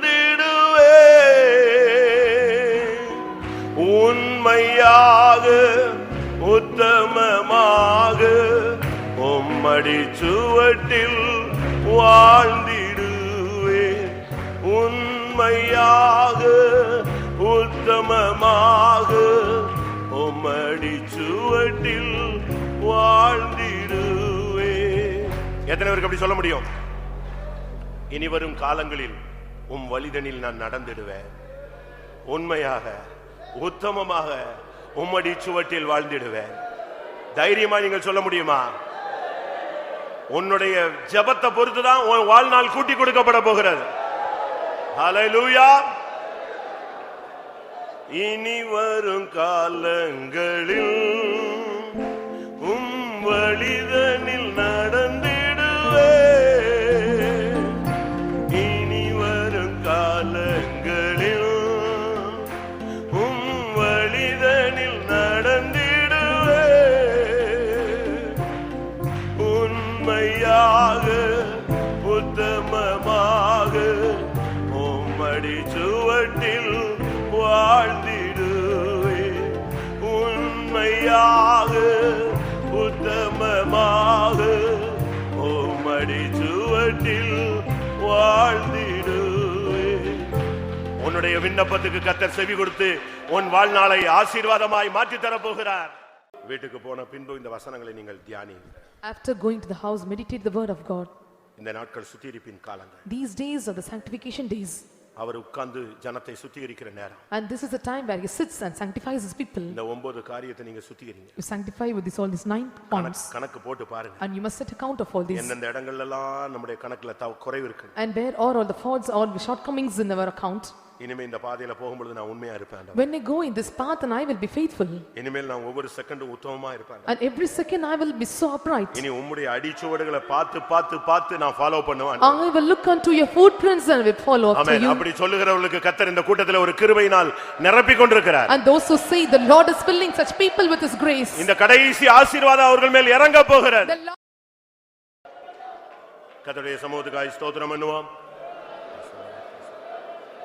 இந்த வருஷத்தின் கடைசி நேரங்கள்ல கணக்கு பார்க்கும் ராஜாவாய் அவர் கடந்து வந்தார். அதற்காய் ஸ்தோத்திரம் பண்ணுவோம். ஒன்று கூட நம்முடைய கணக்குகளை உணர்ந்து கொள்ள, சரிப்படுத்திக் கொள்ள, குறைகளை கண்டுகொள்ள வேதவசனத்தின் வெளிச்சத்துல ஆவியானவர் நமக்கு உதவி செய்தபடினால ஸ்தோத்திரம் பண்ணுவோம். இனி கொடுக்கப்படுகிற வாழ்நாட்கள்ல நம்முடைய கணக்குகளை சரிப்படுத்திக் கொண்டு உண்மையாய் உத்தமமாய் பின்பற்றி அவரை சந்திக்க உதவி செய்ய முடியாய் ஸ்தோத்திரம் பண்ணுவோம். பிதா குமாரன் பரிசுத்த ஆவியானவருக்காய் ஸ்தோத்திரம் பண்ணுவோம். எல்லா மகிமையும் அவருக்கே செலுத்தி ஸ்தோத்திரம் பண்ணுவோம். ஜெபம். எங்களை நேசிக்கிற அருமையான நல்ல இயேசுவே, ஆசிரிக்கப்பட்டதான நல்ல காலவேளைக்காக நாங்களும் துதிக்கிறோம். நீர் எங்களை மட்டுமாக பாதுகாத்து நடத்தி கொண்டு வந்த தயவுக்காக துதிக்கிறோம். காலவேளையில் தேவ சமூகத்தில் வந்து நம்முடைய ஆவியின் சந்தோஷத்தை பெற்றுக்கொள்ள முடியாது. நீர் எனக்கு உதவி இறக்கத்துக்காக ஸ்தோத்திரம். பல விதமான சோதனையில் பாதையில் போயிருந்தால் நம்முடைய பிள்ளைகள் ஆண்டவர் எல்லாவற்றையும் நன்மைக்கு எடுத்துக்கொண்டு தனவான ஆசீர்வாதத்தை பெற்றுக்கொள்ள முடியாது. இந்த வருஷத்தில் நீ பாராட்டுற நன்மைகளுக்காக நாங்களும் துதிக்கிறோம். ஜீவனல்ல சாட்சிகளை எழுப்பி தந்த நம்முடைய கிருபைக்காக நாங்கள் துதிக்கிறோம். இந்த காலவேளையிலும் கர்த்தாவே, ஜனங்களது கிரயத்தை ஏற்றவாறு ஆண்டவரே நம்முடைய வசனம் மூலமாக வார்த்தைகள் மூலமாக நீரோடு பேசின வார்த்தைகளுக்காக நாங்களும் துதிக்கிறோம். கணக்கு பார்க்கும் தேவனாக மத்தியில் அசைவாடின தயவுக்காக துதிக்கிறோம். ஆண்டவரே, நம்முடைய பிரதான ஊழியத்தை எங்களுக்கு தந்திருக்கிறேன். ஆண்டவரே, எங்களுக்கு தாளந்துகள் கிருபைகள் வரங்களை எனக்கு தந்திருக்கிறேன். ஆண்டவரே, அதில் எங்கள் எவ்வளோ குறைவுகளை எங்கள் உணர்த்தின தயவுக்காக நாங்களும் துதிக்கிறோம். ஆண்டவரே, கடன் பட்டதாக நம்முடைய ஜனங்களை கர்த்தாவே கடத்துக்கு அடிமைப்பட்டு போகாதபடி ஆண்டு விடுதலை பெறும்படியாக உணர்த்தின வார்த்தைகளுக்காக நாங்களும் துதிக்கிறோம். ஆண்டவரே, நலக்கிரியை செய்யுங்களாக உதவி செய்யும் ஜனங்களாக நம்முடைய ஜனங்களை எல்லாம் மாற்ற முடியாமல் கருத்துங்களை ஒப்படைக்கிறோம். கெட்ட வார்த்தைகள், வீணான வார்த்தைகள், ஆகாத சம்பாஷிக்கின்ற எல்லாற்றும் நம்முடைய ஜனங்கள் முற்றிலுமாக விடுதலாக்கப்படும்படியாக ஊரருக்கு உதவி செய்ய முடியாமல் கருத்தை நாங்கள் ஒப்படைக்கிறோம். தன்னை குறித்தே கணக்கோடு போய்க்குங்களாக ஊரரை மாற்ற முடியாமல் கருத்தை நாங்கள் தோறுகிறோம். ஆண்டு உக்கிரானத்தை குறித்து கர்த்தாவே நீரோடு பேசினீர். ஆண்டவரே, நீர்களுக்கு தந்திருக்கிற ஊழியத்தை நாங்கள் அழித்து போடாதபடிக்க அந்த ஊழியத்தை நாங்கள் உண்மையுள்ளவராய் காணப்படும்படியாக எங்களுக்கு எங்களுடைய ஜனத்துக்கு உதவி செய்ய முடியாது ஜெபிக்கிறோம். எல்லாவற்றுக்கும் மேலாக நாங்கள் மன்னிக்கிற விஷயத்தில் ஆண்டவரே உண்மையுள்ளவர்களாய் காணப்படும்படியாக உதவி செய்ய முடியாமல் கருத்தில் ஒப்படைக்கிறோம். ஆண்டவரே, உபாதிக்கிற ஒரு கருத்தில் நாங்கள் ஒப்பு கொடுக்காதபடி ஆண்டவரே நீர் எங்களுக்கு மன்னித்து இந்த பெரிய பாக்கியத்தை எங்களை தந்திருக்கிறபடினால அந்த பாக்கியத்தை ஒரு நாளும் நாங்கள் பெற்றுக்கொண்டு அநேருக்கு நாங்கள் மன்னிகளாய் காணப்பட்ட இந்த உலகத்தை ஜீவிக்கிறாங்க நாளுகளில் அநேருக்கு ஆசீர்வாதங்களாய் காணப்பட்ட மகிமையில் வெளிப்படும் போது நாங்களே எங்களை ஜனங்களை மகிழ்ச்சியோடு சந்திக்க தகுதிகளாக ஊருக்கு உதவி செய்ய முடியாது ஜெபிக்கிறோம். கேட்டதான வசனம் ஊருக்கு ஆசீர்வாதம் மாற்றும் தொடர்ந்து நம்முடைய கிரிய ஒருவருக்கு நடப்பிக்க முடியாத நம்முடைய கருத்திலே தாழ்த்தி ஒப்படைக்கிறோம். மகிமையுள்ள நாளுக்காக தகுதிப்படுத்திக் கொள்ளும் இயேசு நாமத்தில் கேட்கிறோம் பிதாவே. ஆமென். நம்முடைய கர்த்தராகிய இயேசு கிறிஸ்துவின் கிருபையும் பிதாவாகிய தேவனுடைய அன்பும் பரிசுத்த ஆவியின் ஐக்கியமும் நம் அனைவரும் சகல பரிசுத்தவான்களுடன் கர்த்தராகிய இயேசு மகிமையிலே வெளிப்படும் மட்டும் இருப்பதாக. ஹல்லேலூயா, ஹல்லேலூயா, ஹல்லேலூயா.